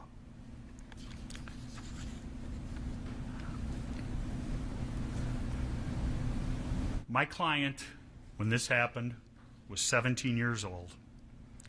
His actions are to be judged as a 17-year-old, not by Mr. Binger's standards, but by that of a 17-year-old. And Mr. McGinnis said he didn't appreciate the way people looked at him. And maybe he didn't. And I think the best evidence of that is when Mr. Rosenbaum begins chasing him, you hear on the tape he yells, friendly, friendly, friendly, 3 times. He thinks that if he just says the magic words, they'll stop. They don't. They could have, Mr. Rosenbaum could have looked at it, hey, you're not trying to harm anybody. I'll leave you alone. Is that what happened? No. He said, you ain't going to do shit, mother effer, and began to continue to chase him. Mr. Rosenbaum made a fatal mistake. That day, chasing Kyle Rittenhouse into the corner, he ran as far as he could, and he shot 4 times in 3/4 of a second. Mr. Binger makes so much of Kyle's residence. Antioch, Illinois. I think most people here know where it is. It's not a foreign country. Antioch, Illinois, right across the border. He worked in Kenosha. His dad lived in Kenosha. His grandmother lived in Kenosha. He worked in Pleasant Prairie. His best friend, Dominic Black, lived in downtown Kenosha. They want you to believe that there's some sinister thing about that. Ladies and gentlemen, we live in a very mobile world. I'm from the foreign country of Racine, Wisconsin, 13 miles away, a little bit further. I'm on the north side. Ladies and gentlemen, when Kenosha burned, people who like Kenosha, they hurt. I remember 34 years ago walking into this courtroom, first time I ever appeared as a lawyer, back in that conference room. And when I saw what happened in Kenosha, it bothered me. Those 3 days. People can protest, but people can't indiscriminately burn property for no reason of innocent people. How does that further anyone's cause? Kyle feels for this community. He worked as a lifeguard. When he came down here, are we to believe that he's working to clean up graffiti, not getting paid because he's here to look for trouble? Is this all some master plan? That's ridiculous. He came down here trying to help, to see the damage, and that's what he did. Next. Dr. John Black, his testimony about the slides, making times, and I'll go over some of those. But specifically, as I argued earlier, the zero shot from, I should say it this way, friendly 3 times to the first shot, 10 point some seconds.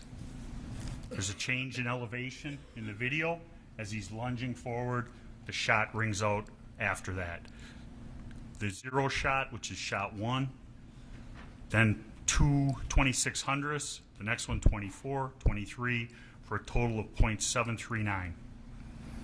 He gets up, he comes around the car because all the individuals had left. After hearing the shots, goes to check. And to believe that he could stay there is preposterous. All I said would have happened, scene 2 would have been moved to scene 1. You heard the one individual yell, "Get the F out of here." The Zeminskis are screaming, "He just shot him, he just shot him, get him, cranium." That's all happening. Mr. Zeminski's walking around with his gun over his head, pointing at Kyle, and I'll show you that in a little bit. In the exhibits that Dr. Black showed the jury, no color was added, no color was subtracted. The videos didn't go from color to black and white. There was no structural problems. He demonstrated his technique regarding changing brightness and contrast right in front of you.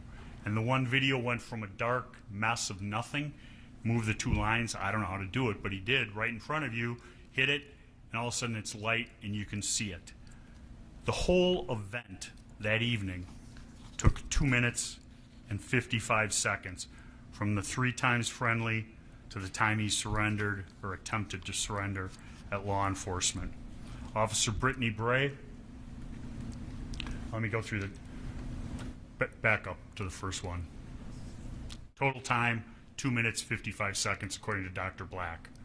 Next, friendly, the 4 shots, 10.8 seconds. Those are the shot times. Remember the sound he put and synced up with the video? That was the audio graph, the green thing he showed you. You can see when the shot is fired, he matches it up, times them out by the frames per second. You come up with those numbers. And that's because when you show something in slow motion, it looks like somebody can really have the time to think, process, and do all that. You have to remember how fast all this was happening in event number 1. He's running, the bag is thrown, he turns, addresses, keeps running, and makes a decision, a life and death decision, that he has to turn around and address the threat of Mr. Rosenbaum. At that point, Kyle is stopped. Mr. Rosenbaum, like those other people in event number 2, could have put up his hands and just backed up, made a bad decision, shouldn't have done it. No, he goes diving for him, yells the FU, and is going for his gun. Next. Event 2, I have it beginning when he's hitting the head with the rock and ending with the 4th shot, taking 14.9 seconds. Next, police officer Brittany Bray measured the gun, the pullback, the slide, 4 inches, brought the ruler out, because you never see in event number 2 Kyle pull back the 4 inches, slow motion or otherwise. There were no unfired bullets found at the scene for the AR. There was the unfired bullet by the clip and the Glock that had been cleared from Jason Lakowski. Drew Hernandez Mr. Binger, for some reason, didn't like Drew Hernandez. You could hear it in his questioning. Ladies and gentlemen, Drew Hernandez had a point of view. There's no doubt about it. But what was that point of view? He's a citizen journalist, and he's covering the riots. And he didn't think that the mass media was covering the riots correctly. They were just calling everybody demonstrators and not covering the devastation and the destruction that was being done. That's his point of view. It's kind of my point of view, too. But does that mean that his video's lying? Does that mean when he says, I saw him lunge, that he's lying? He doesn't have a dog in this fight. He tried to get all of his video to the state. The Dropbox wasn't big enough. He sees that the case is going to trial. He reaches out, gets a lawyer, and provides it simultaneously to both of us, and we end up playing it. He describes the Zeminskis, Joseph Rosenbaum starting fires in the dumpster, the yelling. He sees Kyle, the yelling of the word, the N-word. He sees Kyle walking around yelling medical, medical, right up until the last time when event number 1 starts. He was standing right at the corner, had a clear view to the first incident. He described him as charging from behind. He saw Joseph Rosenbaum throw the bag. He described hearing a shot from behind Kyle, which we all know is the Zeminski shot, the man who's never been brought before you people. And he saw Joseph Rosenbaum lunge. Ladies and gentlemen, you've sat through almost 10 days of testimony. You've heard the openings, most of the closings, and I have yet to hear Mr. Binger explain why Joseph Rosenbaum had the right to chase my client. To me, if I didn't know better, I would think he's a whiny defense lawyer. Everybody's out to get me. Everybody's lying. I'm the one who's bringing forth the truth. Ladies and gentlemen, the videos show the truth. The videos show the actions of Joseph Rosenbaum. Balch is lying. Fiedler's lying. Lukowski's lying. Richie is lying. Dale DeBruyn, he's really lying because he's imputing my character. Nathan DeBruyn, excuse me. Hernandez, he's lying because he's a right-wing journalist. All 6 of them are lying. And then, I forgot, Detective Howard, he's lying too, because he could see through the videos. He could see that Rosenbaum came out from hiding behind the car after my client passed the Duramax. Rush to judgment, as I said earlier, you bet. Highly charged atmosphere here in Kenosha. Make no mistake, you live here, you know. They had to do something. They had to charge the white supremacist, who isn't a white supremacist. They've never reassessed their case.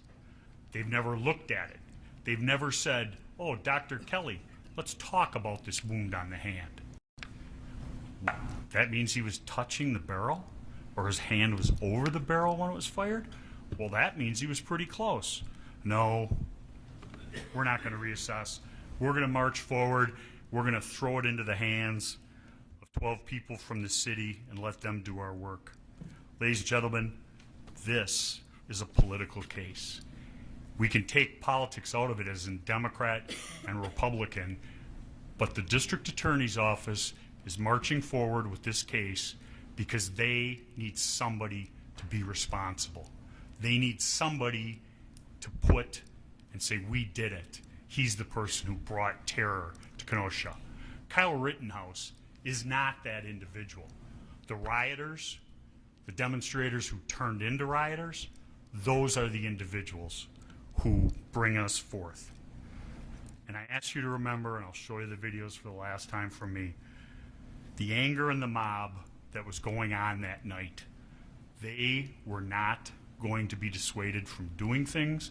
They were pushing, firing dumpsters, destroying property, and that was So you're saying Mr. Rittenhouse put out a fire? Yes, it was a small fire.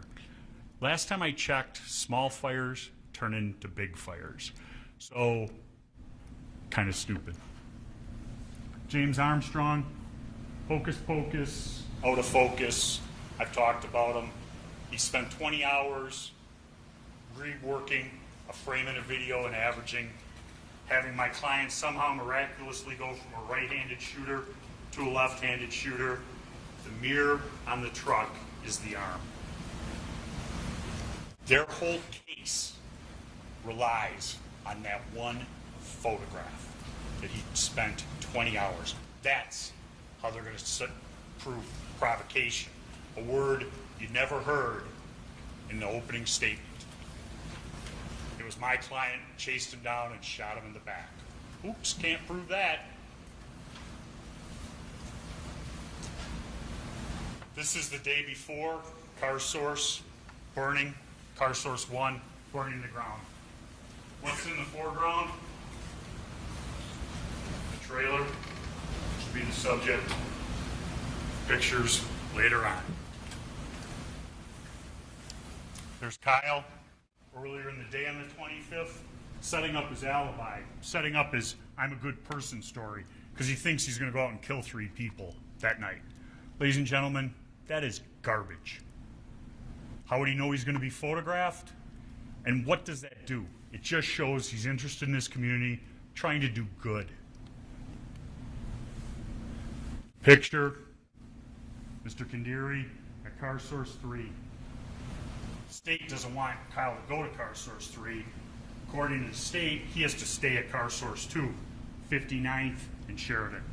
Yet, Nick Smith called and asked him to go there because whoever was going to protect that property had left. On objection, Your Honor, the record does not indicate that Nick Smith made that phone call. It's argument. Folks, you heard the evidence and use your collective recollections to determine what the truth of it is and discount anything that is not supported in the evidence. Testimony was he received a phone call saying they were destroying cars at car source 3, and he went down there. First, Kyle asked for a fire extinguisher, asked the other individual to go down there with him. He said, didn't give an answer, and Kyle took off going down there to try and help protect that property. This is that night, the tear gas, the fires. Here is Mr. Rosenbaum pushing one of many dumpster fires. Right there, that's one. Another one.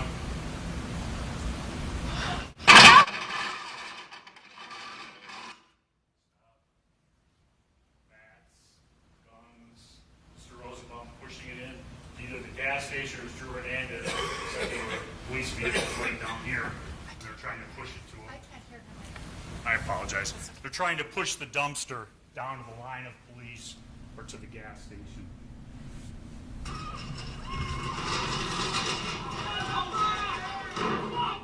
It's put out, and the reaction from Mr. Rosenbaum of dumpster number 2.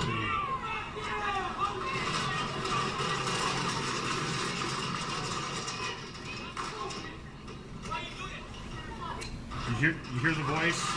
Why you do that?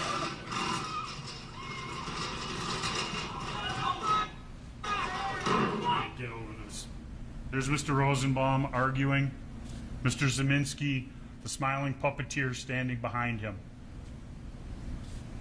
Yeah, they didn't know each other. Maybe they didn't, but they sure spent a lot of time together that night. Mr. Zeminski with the yellow circle, holding his firearm. Yellow pants, Kelly Zeminski with a flashlight in her hand. Last time I checked, there wasn't any lighting problems. The flashlight is a weapon to bash heads if you have to.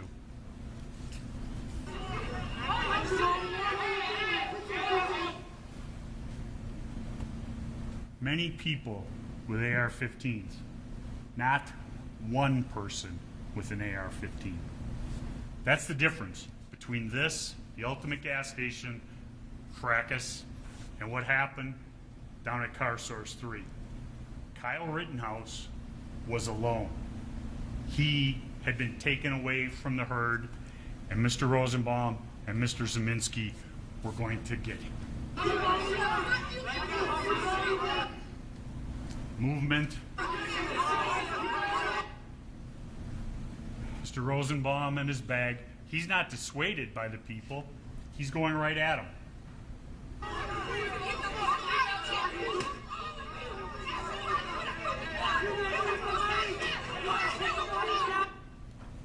He's not afraid of them. He's pushing in and going at them. He's not afraid of a gun.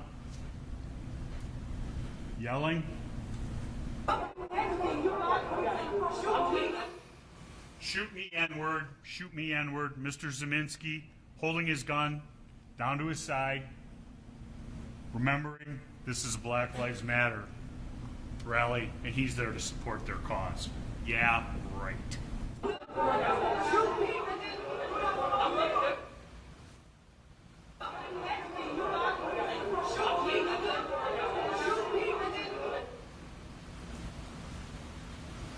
Mr. Huber, right there, holding him back, actually physically holding him back, but right in the middle of it. Look at the anger in his face. This here, I'll start it, but I'm going to point it out first. You saw a video earlier, this individual starting the Duramax on fire. Right here, jump kick man.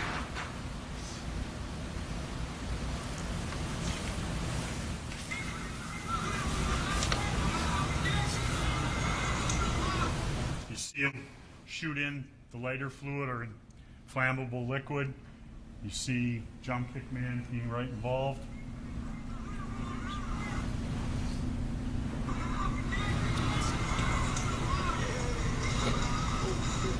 This is the calm Tuesday evening that Mr. Binger is alluding to. Mr. Rosenbaum, this time wearing a blue mask, tipping over the porta potty. It was just a little porta potty. The trailer. The trailer's important because it's the way he arms himself with the chain. There's Rosenbaum pushing it. If he's just a regular demonstrator or misunderstood, a little bit upset, what does he need a chain for? What does he need a bag? Why didn't he leave it with Ms. Swart? Here, three things.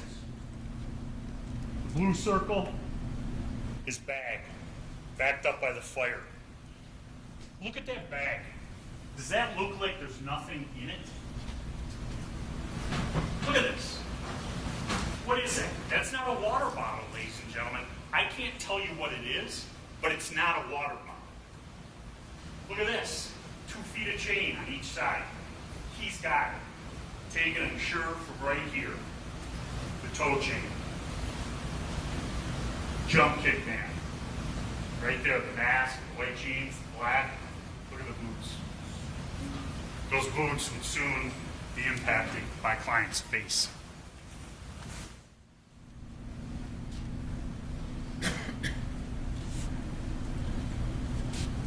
It's Rundown Live.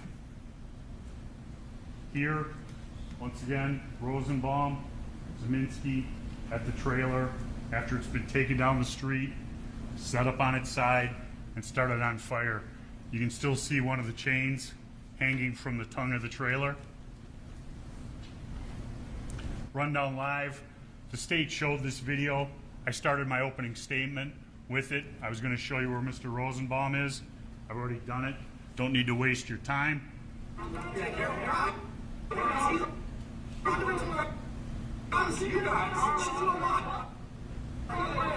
do I get to the end? Oh.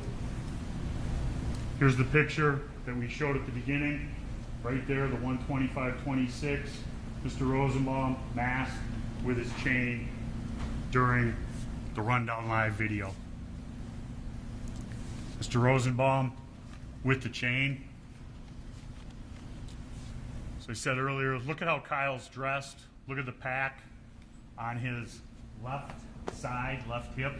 The crosses going across the front and the back of his chest.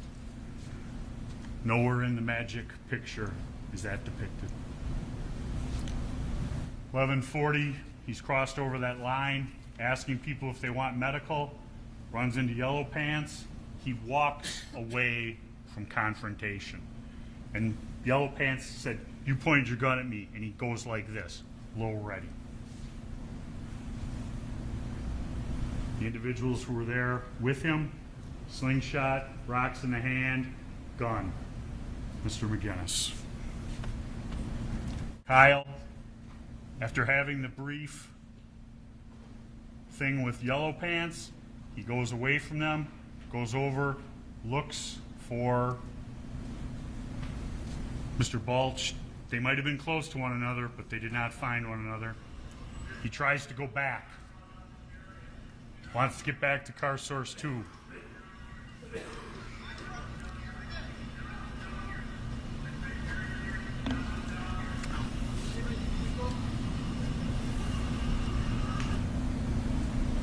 After that, he goes back and waits. He gets the phone call. He testified about the phone call, either from Nick or Dominic. And what does he do? He gets a fire extinguisher. He hasn't had a fire extinguisher all night, but he gets a fire extinguisher. The circumstantial evidence shows the call came through. He testified the call came through. You know, if it wasn't in his phone, the state would have brought it up. But now they're playing games once again. This is Drew Hernandez's video. It starts in color and goes, starts in black and white and goes to color. You have Jump Kick Man, the Zeminskis, and you'll hear Kelly Zeminski talking. And during the first part of the trial, we saw this trailer go by, and it cut off the view from this location. And I'll stop it a few times.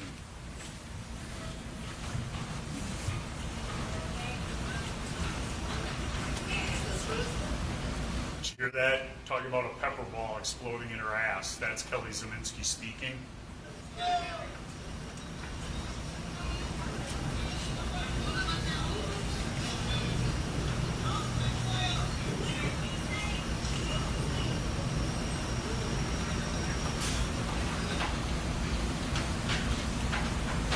It's blurry. Keep your eye here and here. Kyle will come in.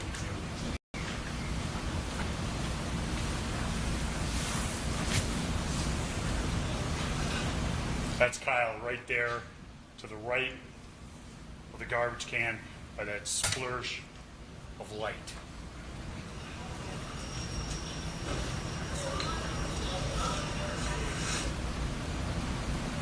Mr. Rosenbaum, as soon as Kyle is coming, gets up and starts walking away. Along with Kelly Zeminski, this individual, Jump Kick Man was there earlier.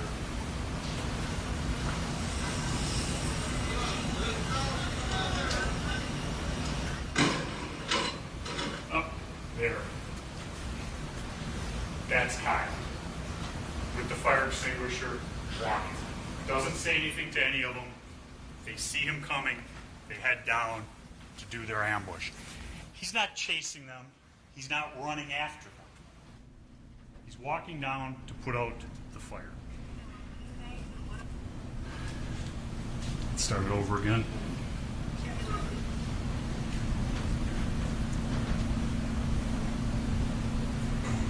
This move right here got small snap and blindsided.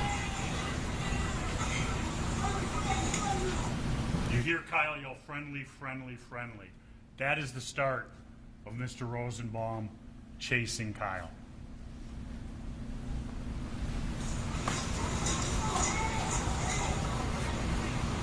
So the order. Now they come in.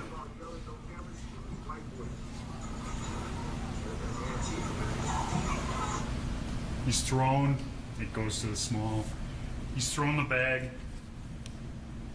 Duramax just got. Oh, that Duramax got fucking beat. Stop.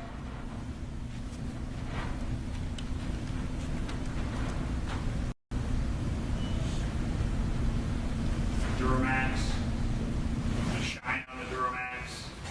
Kyle comes right into this area before he's chased. That's shown on the drone video. It's shown on the FBI video. Skidskis are standing right here, and that's when the chase is on.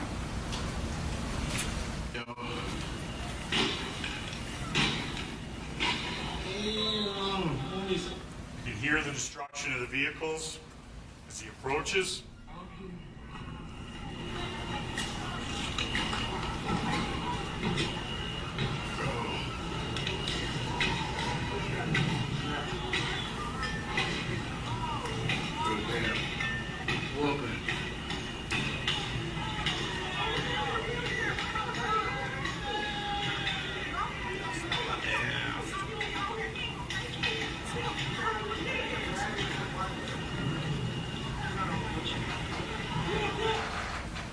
Gun, gun, gun. And he's off and running. We've seen the videos. Here is the Zanin video, parts of it. As I said, watch for the first shot. Look at all those people standing there. A wall of people destroying cars. The state wants Kyle to run into that wall of people. Listen for the first shot and watch the lackadaisical attitude, and then hear the 4 shots in quick succession and watch what happens.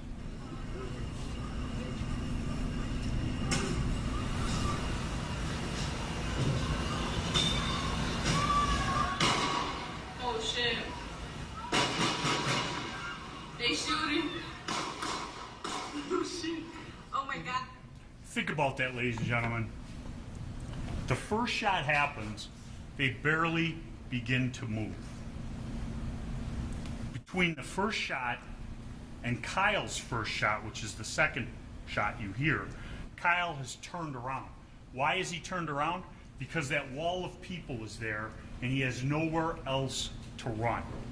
The cars, the van, all of the people destroying property, the soda machine, he turns around. And Mr. Rosenbaum keeps coming. Mr. Rosenbaum keeps coming. He lunges, gunshots.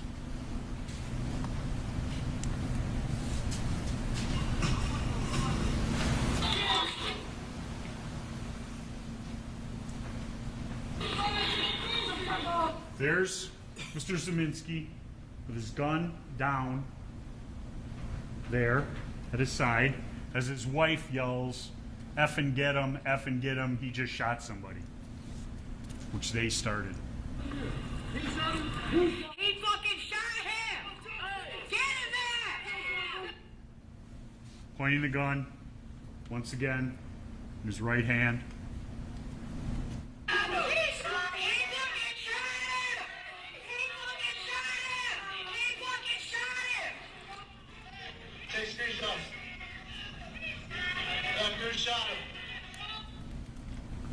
Gage Grosskitz's cell phone video.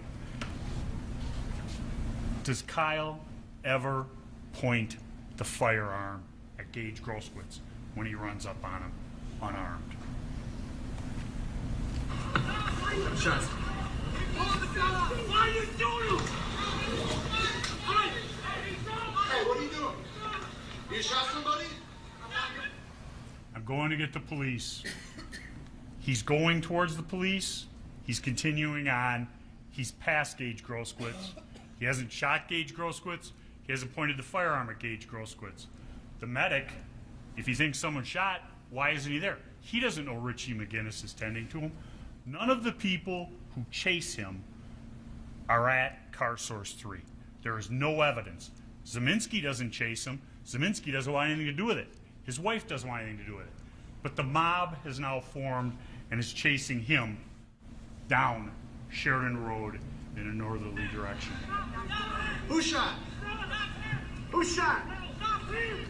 He turns all the way around looking towards car source 3, could go there. At this point, he hasn't armed himself. Kyle is zero threat to anyone. This active shooter BS is something that Mr. Binger is trying to sell you people. Has he shot anybody since car source 3? No, he hasn't. He's running to try and get to the police. Mr. Binger must live in fairy tale land to think that Kyle could stop, put his gun down, and say, hey, everything's good, leave me alone, I'm going to the police. Unfortunately, that's not how the real world works. This was real world. Hey, stop it! People yelling to stop him. Next picture, you saw it in opening statements. Mr. Groskowitz chasing down Kyle Rittenhouse. Kept his gun in the small of his back. He's arming himself right here. Look how far Kyle Rittenhouse is ahead of him. No threat. He's run 2 blocks, almost 3 because it's at the far end of 63rd. He hasn't shot his gun since. If he's an active shooter looking to take as many people as possible, he's laying waste to everybody as he's running. Remember, he's got 30 bullets. He's shot 8 times, 4 in scene 1 and 4 coming up. He's not indiscriminately shooting, pointing, doing anything. Here's full speed. Pointing the gun at anyone? No. Running down the street, trying to get to those lights where the Bearcats are and law enforcement. He's not running off to the side to hide in the shadows. Blow to the head. First, knocking his hat off. What has Kyle Rittenhouse done? Nothing. Trying to get away from the mob. First strike from the mob. He's not an active shooter. He's gone 2 blocks, hasn't shot anybody. Coming in behind with a skateboard at the ready, Anthony Huber. That will be strike number 1.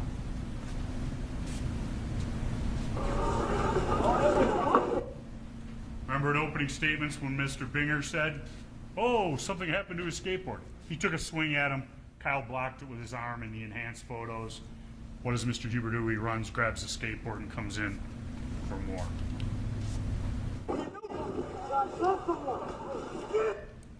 He's on the ground.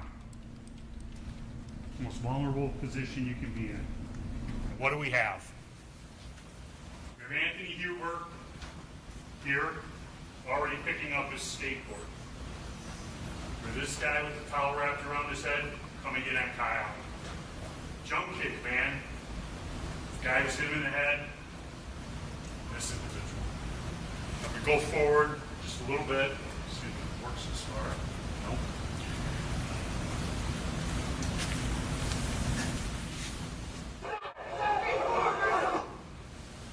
You saw this individual over here, who's now obstructed, come in at Kyle. Kyle points his firearm at him. He backs up. Kyle does not shoot. Jump kick man is leading with this foot. This foot is still on the ground. What direction is Kyle pointing right now? Watch what happens after jump kick man kicks him in the face.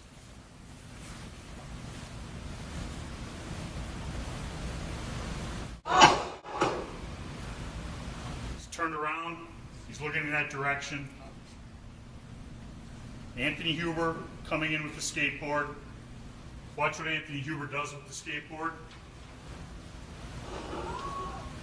Blow to the head. Coming in. Kyle's trying to get up. Anthony Huber's hand goes onto the gun. This is the fast one.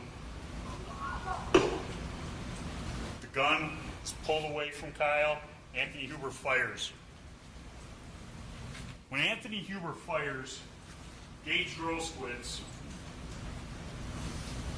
flinches, covers up, Natural, uncontrollable reaction.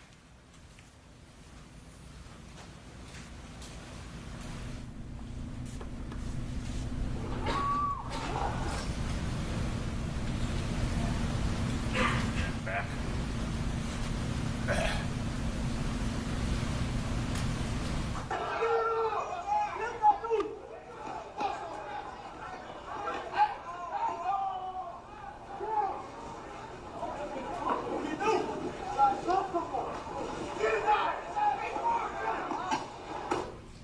Get his ass.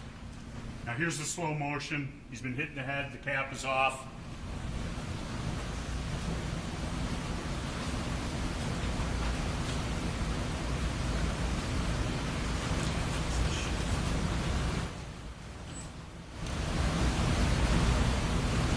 Anthony Huber winds up with the full force of his body. From back here, he swings the skateboard at Kyle. Kyle senses it coming. He turns around and looks, blocks it with his arm. Doesn't turn around and shoot Anthony Huber as he's being attacked with what is a deadly weapon. A skateboard can cause death or great bodily harm, ladies and gentlemen. He doesn't do it. He continues to run a couple of steps before the blow to the head and this is knocked into the ground. He immediately changes direction, goes running for the skateboard.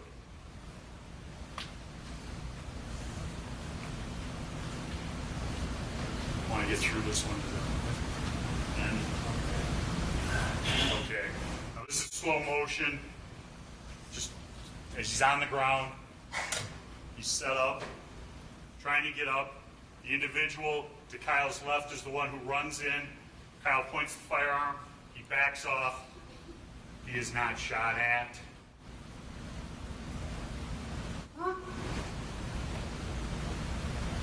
Backs up.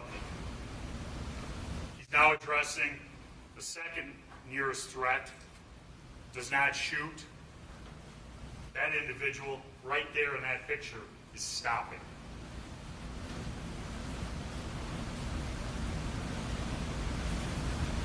Jump kick man launches, contact, fire, turned around. In comes Anthony Huber. Blow to the head and neck.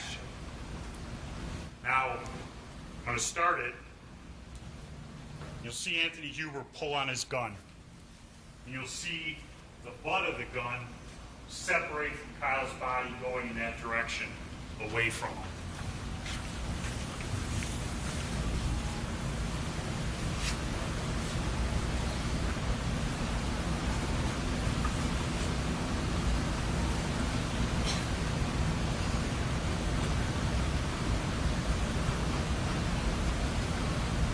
See the gun being pulled away from him? Shot. Mr. Huber goes down, gross quits, flinches, freezes, stops.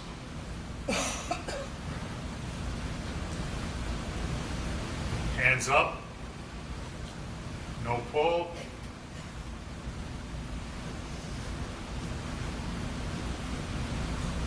Mr. Grosquitz is standing like this, and all of a sudden you see him kick his foot back and launch forward. He loads his back foot going forward at Kyle with a loaded Glock handgun. Kyle sees it coming, gets within a couple of feet, he fires.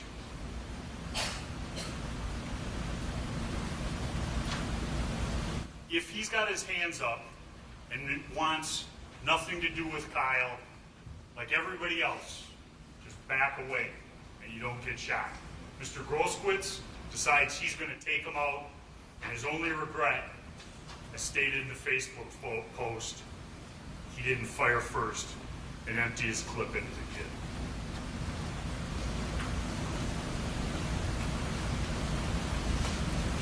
He's hit in the arm, he's shot at once, he's backing up, that's the last shot. I went through the quickness of the shots from the rock in the head to that fourth shot. He He gets up. You still see this individual armed with a board or a 2x4 or a fence post. Doesn't shoot at him. This person he doesn't perceive as a danger. His hands are up. Doesn't shoot at him. Now as he wheels around, watch what this individual does.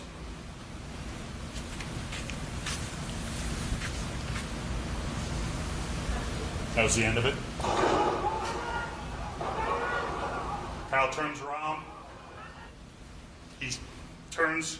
That individual steps away from him. No more shots.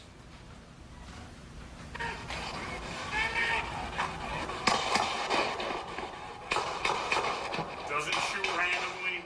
Shots from behind him. Continues on his way, trying to turn himself into the police.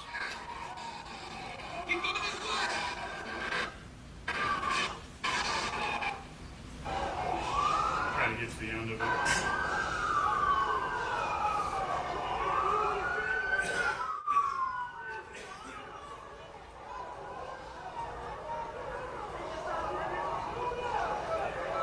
People yelling to shoot him. He doesn't stop because it's not safe.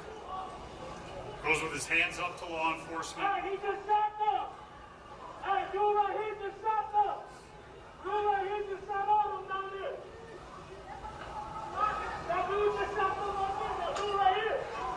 Yeah. Continues on. Hands up. You hear the story about the pepper spray. Ladies and gentlemen, that's the case. There was no threatening behavior that started this. Mr. Rosenbaum was hell-bent on causing trouble that night. He did what he did, and he started this.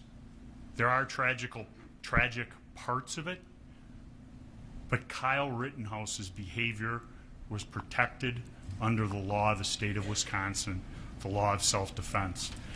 You've heard the instructions, and I'll end with this. You decide on count one. If you decide that his conduct was privileged under the use of self-defense, you don't go on to the lesser included. If it was privileged under self-defense, that affects count two. Both of the things that happened in scene one, as I read earlier, page 9 of the jury instructions. If his conduct was privileged as to Rosenbaum, it's privileged as to Mr. McGinnis. On to the next ones. That's scene 2. Ladies and gentlemen, there is no evidence whatsoever that he was an active shooter other than Mr. Binger calling him that. And there's no evidence that any of those other individuals who attacked him in the mob that night were attacking an active shooter. He wasn't shooting. And if they want to be the heroes and they want to beat somebody and do what they're going to do to them, they better be right. And they weren't.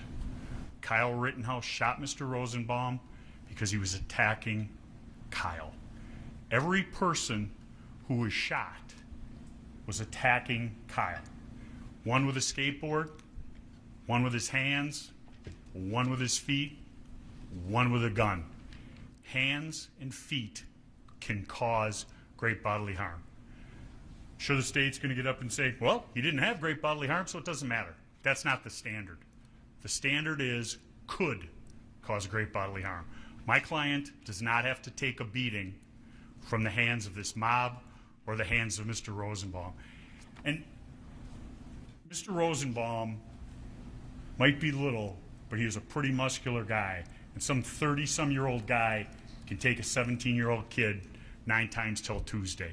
Ladies and gentlemen, it's a tough choice, but the evidence only leads to one conclusion. That is that Kyle Rittenhouse's conduct on August 25th was privileged based upon the actions of Mr. Rosenbaum and others. There are no winners in this case, but putting Kyle Rittenhouse down for something he was privileged to do will serve no legitimate purpose. I ask you to do this, do justice here under the law of the state of Wisconsin. Thank you very much. Thank you, Mr. Richards. Let's take about 10 minutes, and please don't talk about the case. Read, watch, or listen to any account.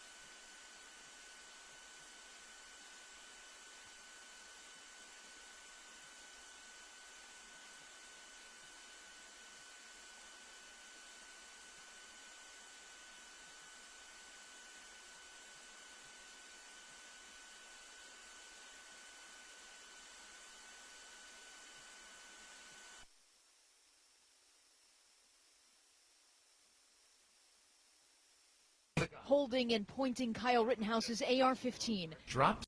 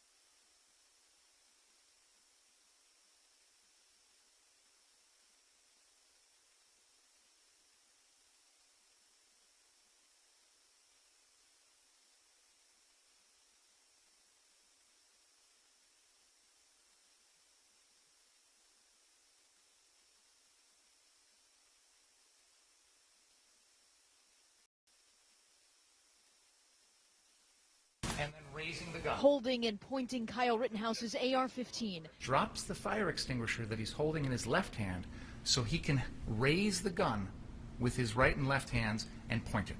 During closing arguments Monday, prosecutor Tom Binger immediately attacked the teen's self-defense claim, saying Rittenhouse himself triggered the attack of Joseph Rosenbaum. The defendant came from outside our community, carrying a gun that wasn't his, because he expected and anticipated violence that night. The state revisited drone video evidence of the deadly shooting. Rosenbaum chases Rittenhouse. The teen turns, fires 4 shots into an unarmed man. The state says Rittenhouse brought a gun to a fistfight and bashed his tearful testimony. When he testified on Wednesday, he broke down crying about himself, not about anybody that he hurt that night. Rittenhouse shot 3 men during the unrest in Kenosha in August of 2020, sparked by the police shooting of Jacob Blake. That night, Binger says Rittenhouse lied about being an EMT and after he killed Rosenbaum and ran off. It's not true. The defendant knew it wasn't true. He's lying to the crowd as he's running away. The next victims, Anthony Huber with his skateboard and Gage Grosskreutz. Binger says they were both trying to stop an active shooter. Let's not flinch away from this. It's important that we understand what that gun was capable of that night. It killed 2 people, and it did this to Mr. Grosskreutz's arm. The defense strikes back, denying Rittenhouse ever provoked violence, and says Rosenbaum verbally threatened Rittenhouse twice that night. He was a bad man. He was there. He was causing trouble. He was a rioter. And my client had to deal with him that night alone. Also telling jurors Rittenhouse, 17 at the time, came to Kenosha to protect businesses and help people, which they say he did. Kyle was not an active shooter. That is a buzzword that the state wants to lash onto because it excuses the actions of that mob on the 25th.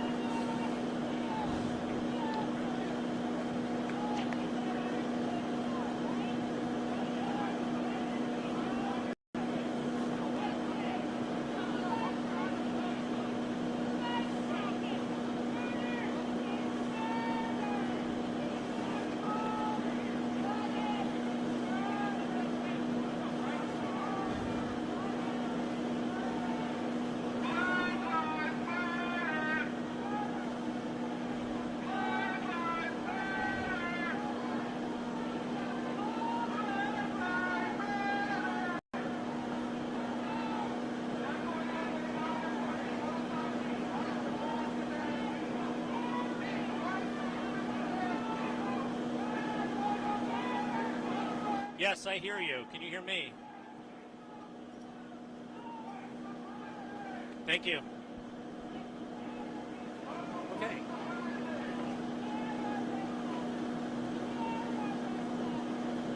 That's still booting.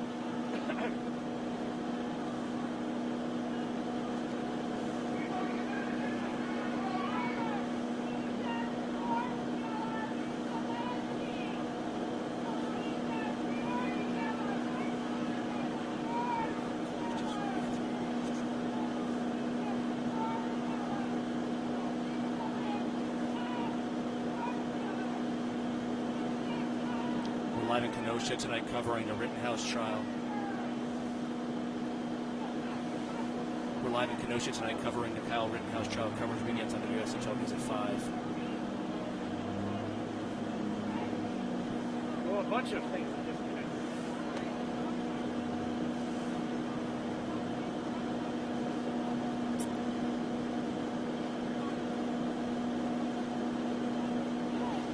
You want to dial up whatever you normally dial Thank up. you. It says it's connected. External. Oh, very nice light you have there. There we go. We got a light.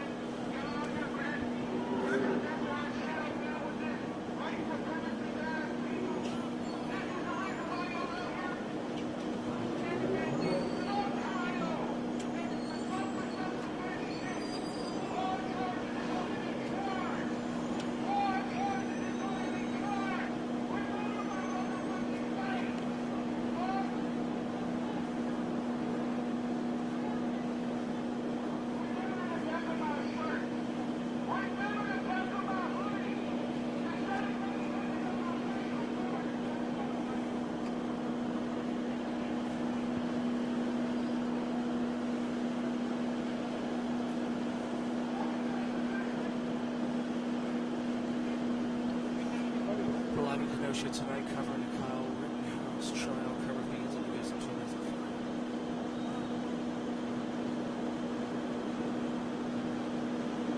Okay.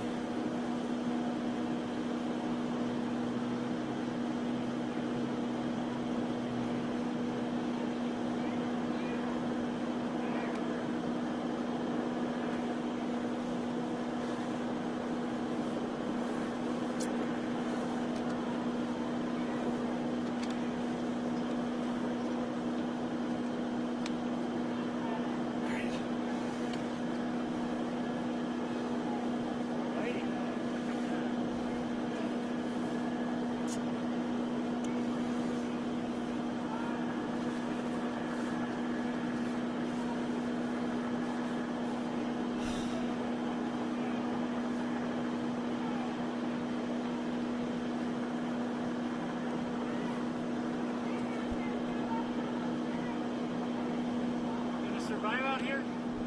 Huh?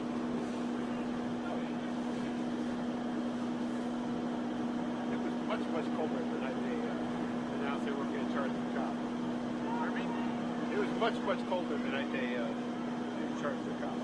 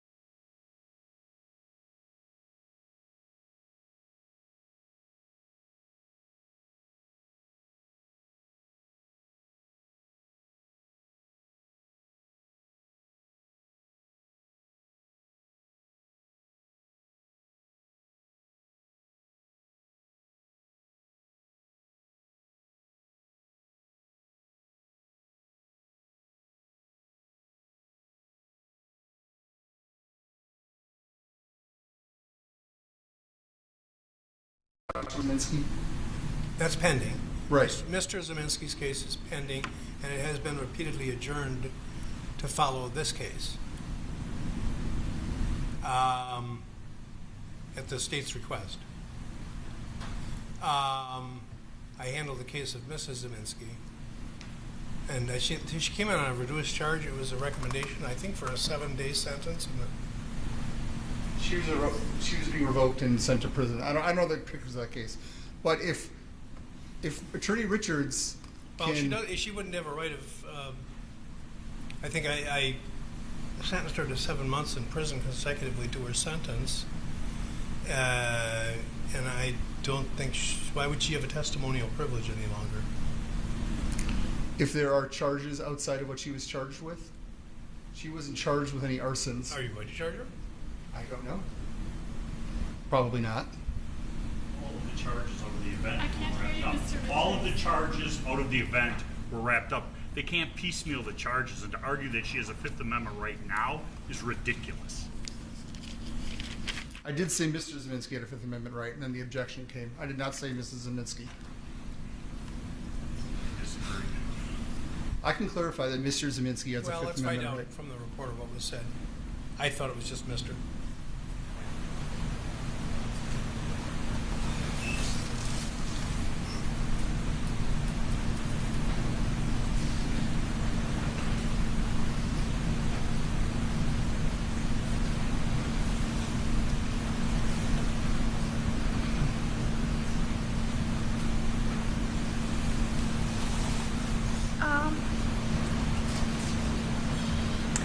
I think he said that Zeminskis are charged by my office, and they have a Fifth Amendment right.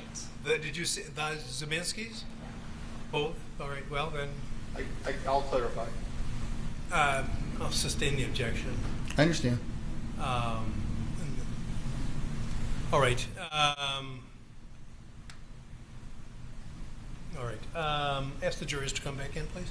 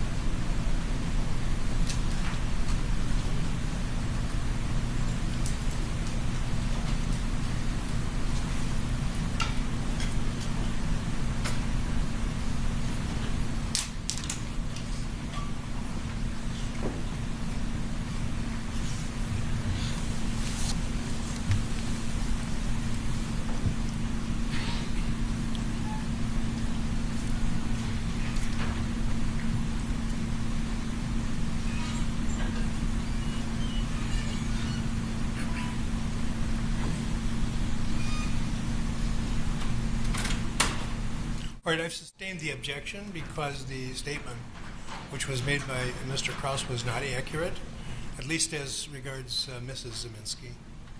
Any question? Go ahead, Mr. Krause. Ms. Zeminski was charged and convicted by my office. Mr. Zeminski still has pending charges. Attorney Richards knows that he has a Fifth Amendment right to not testify. He can.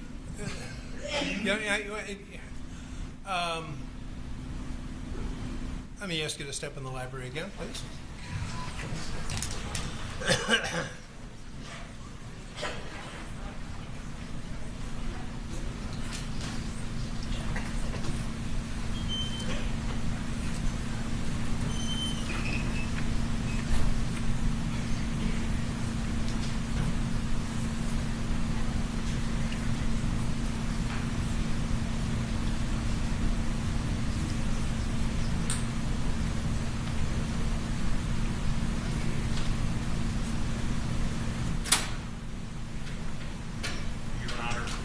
Not in evidence.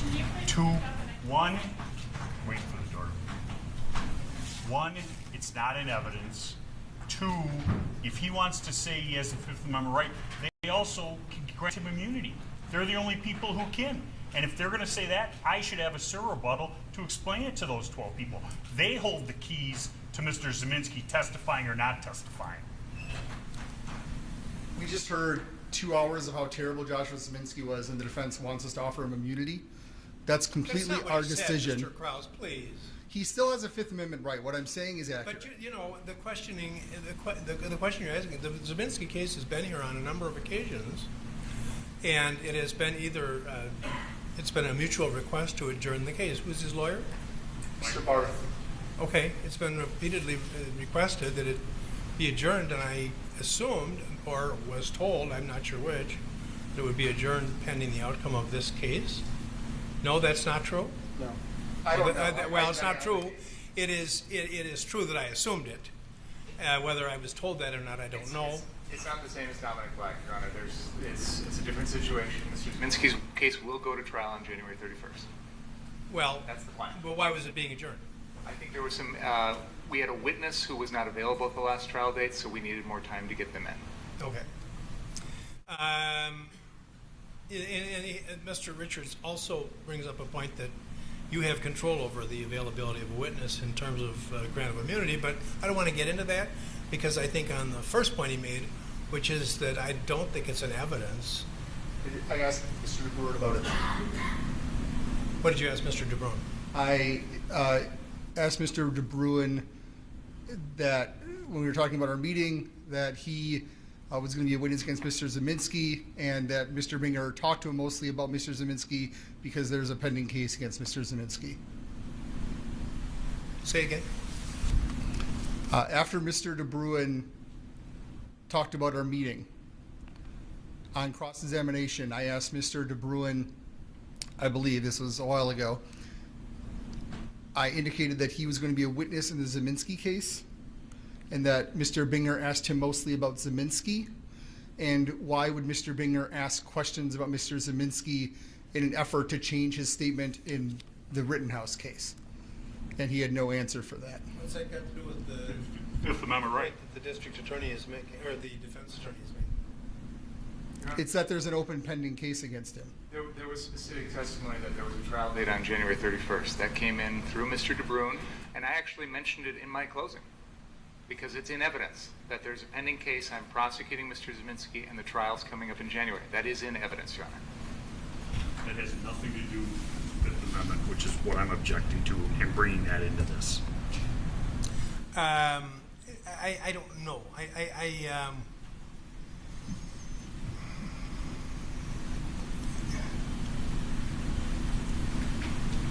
You're making it sound as if, well, you're making it sound, and correctly so, that Mr. Ziminski is unavailable because of his testimonial privilege. But now Mr. Richards is asking whether he should be allowed a rebuttal to, so the jury would understand that that is somewhat under the control of the district attorney. But I'm not going to, at this point, I'm not going to get further into that. I'm just going to ask you to move on to something else. Well, my next line of argument is that the defense named them in their witness list and could have called the Ziminskis. No, he can't, because he's got a Fifth Amendment privilege for the very reason you indicate, and privileges must be claimed as much as possible outside the presence of the jury. That's the statute. They could have called Kelly Ziminski. They writted her here from prison. Pardon me? We had to have her available in case something came up. That doesn't mean we have to call her. We have no obligation to put anybody on the witness stand. Nor does the state. And Mr. Richards commented many times about how we could have called them, which I think was dishonest given the Fifth Amendment issue. But then also I can mention that when he stood up and read his witness lists, the Ziminskis were on it, and they have the ability to call them as well. The witness list is not in evidence. These are opening statements, and he commented on those multiple times. I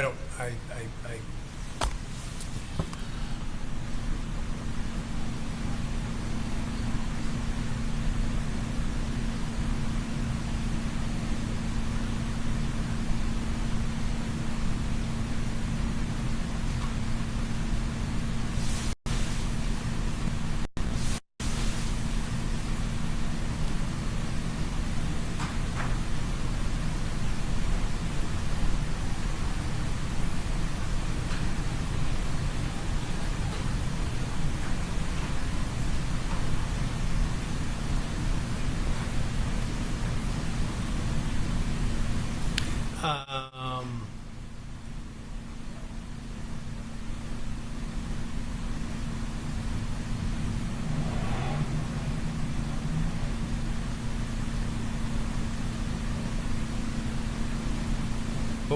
was the last statement you made now that drew the objection?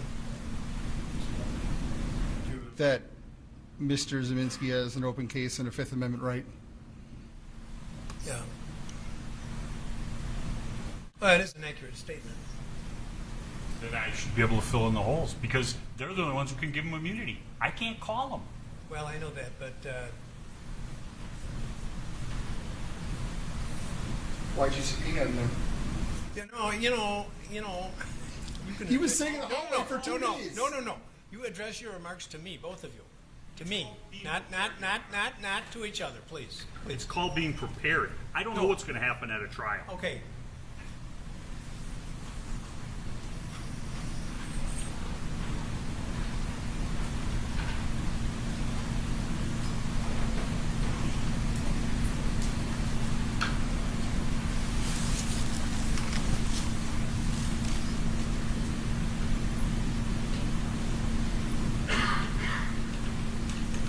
Well, I think I'm just going to tell the jury that Mrs. Zeminski would have been available for to be called by either party. Okay? Fine. Oh, man, I got out of it alive. Okay. Ask them to come in, please.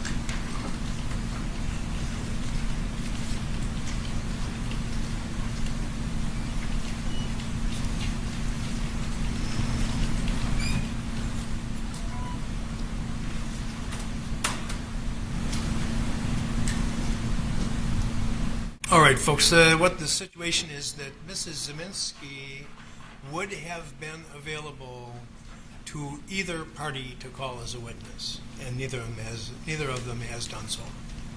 Okay? Any question? Go ahead, Mr. Krause. Thank you. Mr. Richards also mentioned that Attorney Binger talked about how all these people are liars, and he was acting like a whiny defense attorney. I don't know why that language had to be used, but Mr. Binger never said any such thing. He never called anyone a liar, except for perhaps Mr. Rittenhouse. And Mr. Richards talks about how, well, in the state's opening, you heard nothing about provocation. Mr. Richards knows that is a specific thing, that instruction we get from the judge at the end of the trial. Had we mentioned at the beginning, he would have objected. He would have objected. Now let's talk about this threat, this supposed threat. Mr. Richards talked about that gas station and showed the video, and it showed Mr. Rosenbaum at the end. Attorney Binger had said he's not in this video as it started, and you don't hear anything from him. And that is true. At the very end, he is seen standing quite a bit away from Mr. Balch and Mr. Rittenhouse. This is where that supposed threat happened. There's a distance between them. Next time the camera pans back, the protesters are pushed back. And you never hear this threat. You hear nothing. And apparently that is what the defense is accepting, is where the threat happened, although Mr. Rittenhouse actually does not accept that, because he said it happened at Block 2 North. So they can't agree on when the threat took place. They can't agree on where the threat took place. And it's the only few seconds of that part of the night that is not on tape anywhere. It's another concoction to give credence or to give weight that, oh, he had to defend himself against an unarmed man. There's some talk about how the defendant came around that Duramax and raised his gun. That didn't seem to be a contested issue in the case until the defendant lied about it on the stand. The defense themselves submitted an exhibit, number 41, in which it is denoted where the person that put that video together indicates Rittenhouse pointing gun at Zeminski's. I think it has a question mark. This was their exhibit. There was testimony from Detective Antaramian, and we showed this drone video. Now, but then the defendant won't admit to it on the stand, and then all of a sudden the defense has to fight it and talk about hocus pocus and make up little clever rhymes. The defendant could have told you the truth, but that hurts his case, and that gives us provocation. Now, I did have, on rebuttal, Mr. Armstrong put in 2 very blurry pictures.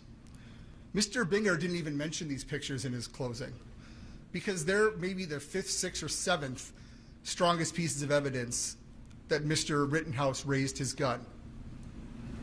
But the defense is seizing on them, and they inaccurately said that it took him 20 hours of work to do.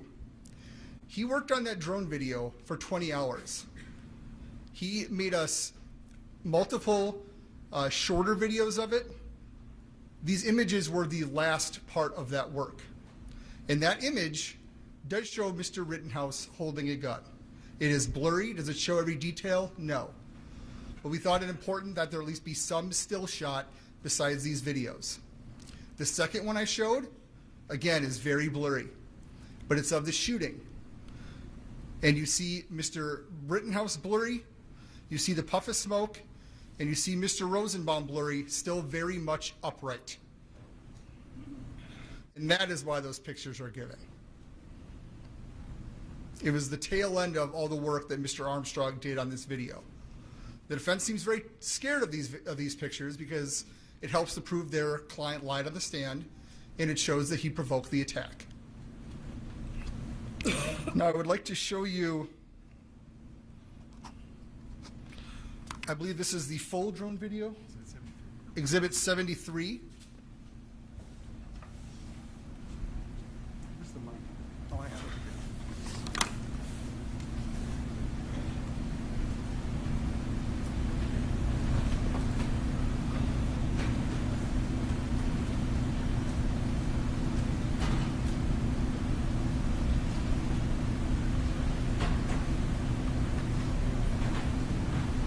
Okay, please play it.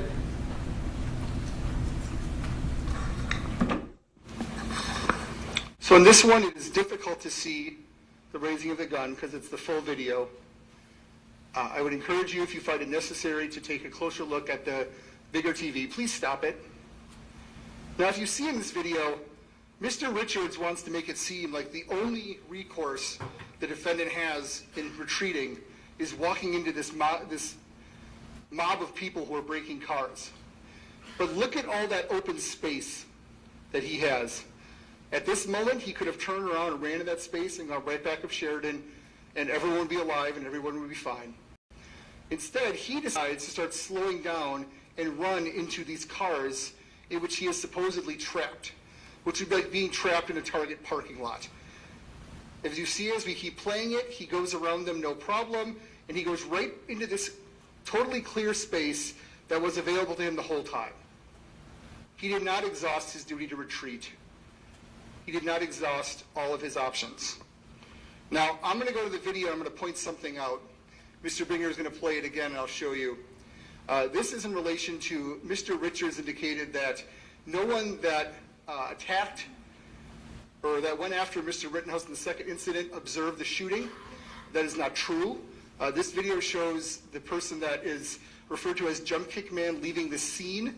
And we have another view as well from another video, but I will point that out. You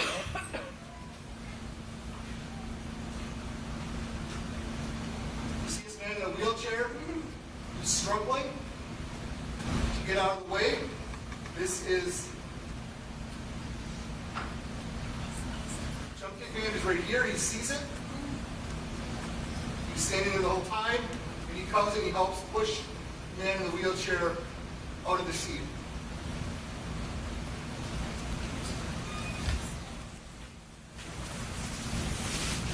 So he absolutely was there. He did see what happened.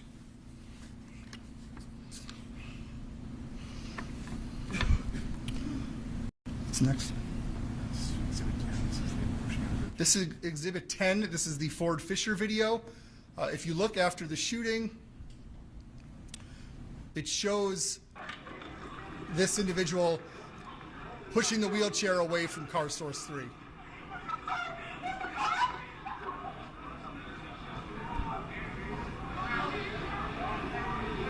There he is across the street, pushing the man in the wheelchair away out of the scene.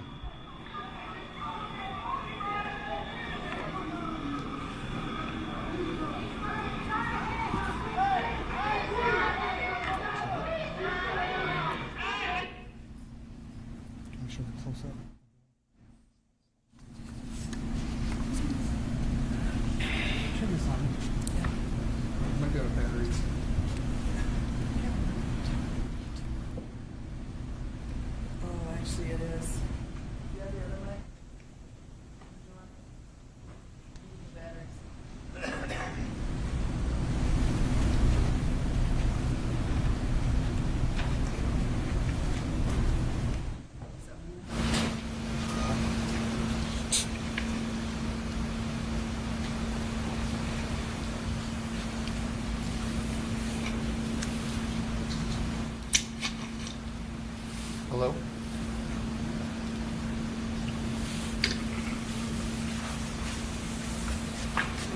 This is the video you've seen before. It does look better on the large television, but this is where he comes into the screen. This is one of the videos that Mr. Armstrong cropped for us in his 20 hours of work. This is slowed down by 50%, and it zooms in as good as possible given the limitations of the video. I'll point it out up here, but I said it is better seen on the large TV. There he is pointing the gun. He's not close enough to the car to have that be a factor. He puts on the fire extinguisher, he raises up. It is. Now do the next zoomed in. Oh, you got it? All right. I'll give you that one. Again, that really wasn't an issue at trial until the defendant lied about it. Now, Exhibit 84, this is another video that Mr. Armstrong did in his 20 hours of work. And this shows the part of the chase. That's where you see him point. Mr. Rosenbaum does his jump. See the defendant slowing down, seemingly preparing to shoot. And look where that first shot is. Go back play one more time. This is the zoomed in image that will eventually was shown. Look how far he's not reaching. He's being shot in the hip and falling. And he goes immediately to the ground, and the defendant sees fit to keep shooting at him, although he poses absolutely no threat. Again, 4 feet from the barrel of the gun, not from Mr. Rittenhouse himself.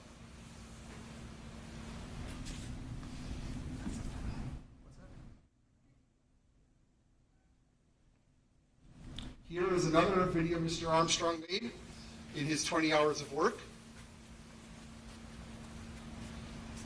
I believe he made 6 of them all told. They're all on evidence. Here's a close-up of the final shooting. The puff of smoke is already out. He's already upright. He crumples immediately to the ground, but the defendant keeps shooting him.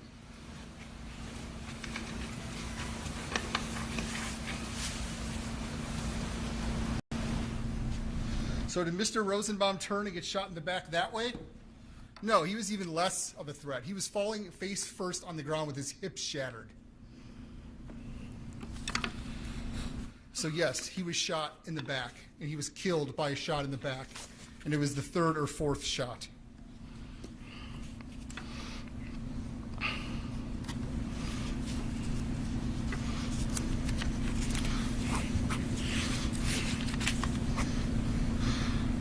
Attorney Richards indicated that Nick Smith called the defendant. Nick Smith did not testify to that. He was never asked. We don't know who or who called the defendant to go to that scene. And despite the fact that there's this madman out there who's such a threat and who's going to kill the defendant, he just saunters down there all by himself. No problem. He's not scared. This threat, if it even existed, was not taken seriously. He's a babbling idiot, as Mr. Lukowski said. Mr. Rittenhouse testified he didn't hear anything before he shot. He didn't hear this "fuck you." He didn't factor in the gunshot.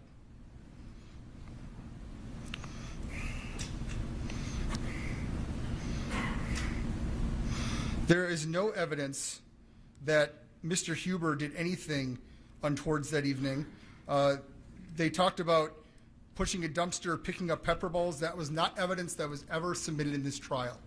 And I don't know where it comes from. No evidence that he told Gage Grosskreutz, "I had to shoot in self-defense." And Attorney Richards talks about how, well, Mr. Detective Howard testified in a certain way and how he didn't talk about the drone footage or anything. He knows we got the drone footage, surprisingly, after Detective Howard testified. Guns do not have handed. There's not a left-handed or right-handed gun. So, yes, the demonstration that Mr. Binger did is how it happened. The defendant was facing that way. He picked it up, and the videos show it. Detective Antaramian reviewed it and saw it and testified to it, and it wasn't an issue until the defendant lied. Videos don't lie, but we know Kyle Rittenhouse does. He lied all that night. A lot has been made about how Gage Grosskreutz had an attorney. How hypocritical from a lawyer to hear someone criticize someone else hiring counsel. Mr. Rittenhouse isn't here alone. He has lawyers. And I apologize that the district attorney's office followed our interpretation of Marcy's Law, which is a fairly recent, especially at that time, constitutional amendment. Mr. Richards, don't wait.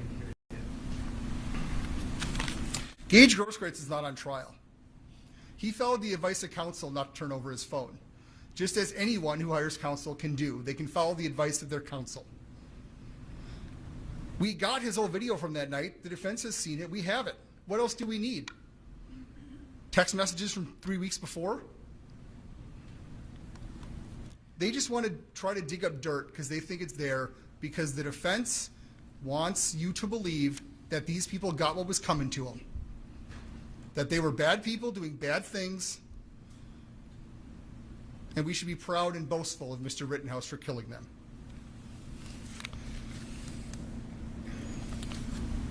Gage Grosskreutz testified what he heard, that he heard, "I didn't shoot anyone," and Gage Grosskreutz acted on that.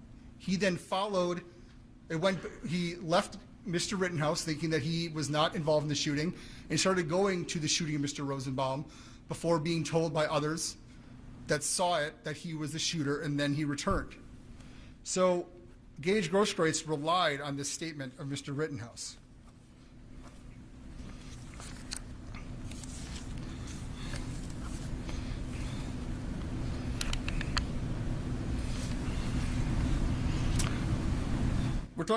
Let's talk about a rush to judgment. Mr. Rittenhouse turned himself in. Are you supposed to wait days, weeks, months to charge murderers who we know murdered people? It's a red herring, as Mr. Binger said. It's throwing up red herrings, false hypocritical arguments, and attacks on those that Mr. Rittenhouse killed to try and distract you from the fact that he was not in imminent fear of death or great bodily harm, and he was not privileged to act how he did.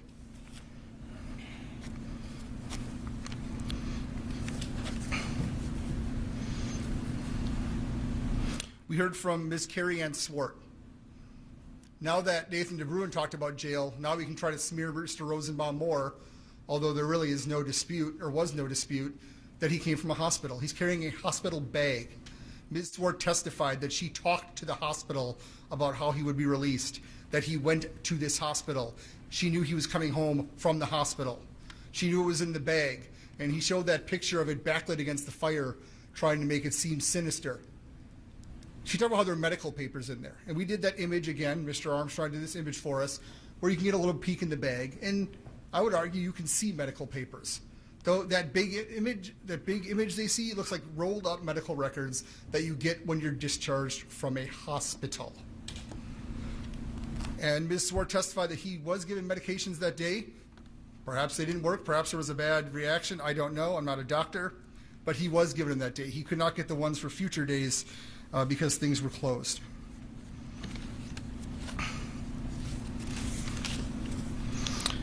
Balch did not testify that he thought there was anything sinister in the bag. He said he said something inaccurate at the time, but he said that he saw shampoo bottles and a water bottle.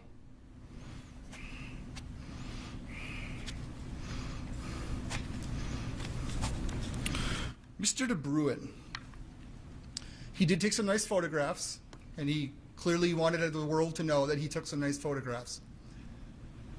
He's really more relevant to Mr. Zeminski, and he apparently, this is the photo of the bag, you can examine that further. Mr. De Bruin must have some problem with police and DA's offices. He goes to the detectives, he doesn't give a full story. He says, he testified to this is not me saying anything, he forgot things because he was so nervous because the door to the police station still had an unrepaired window. That caused him such nervousness that he could not give a full statement. He meets with us.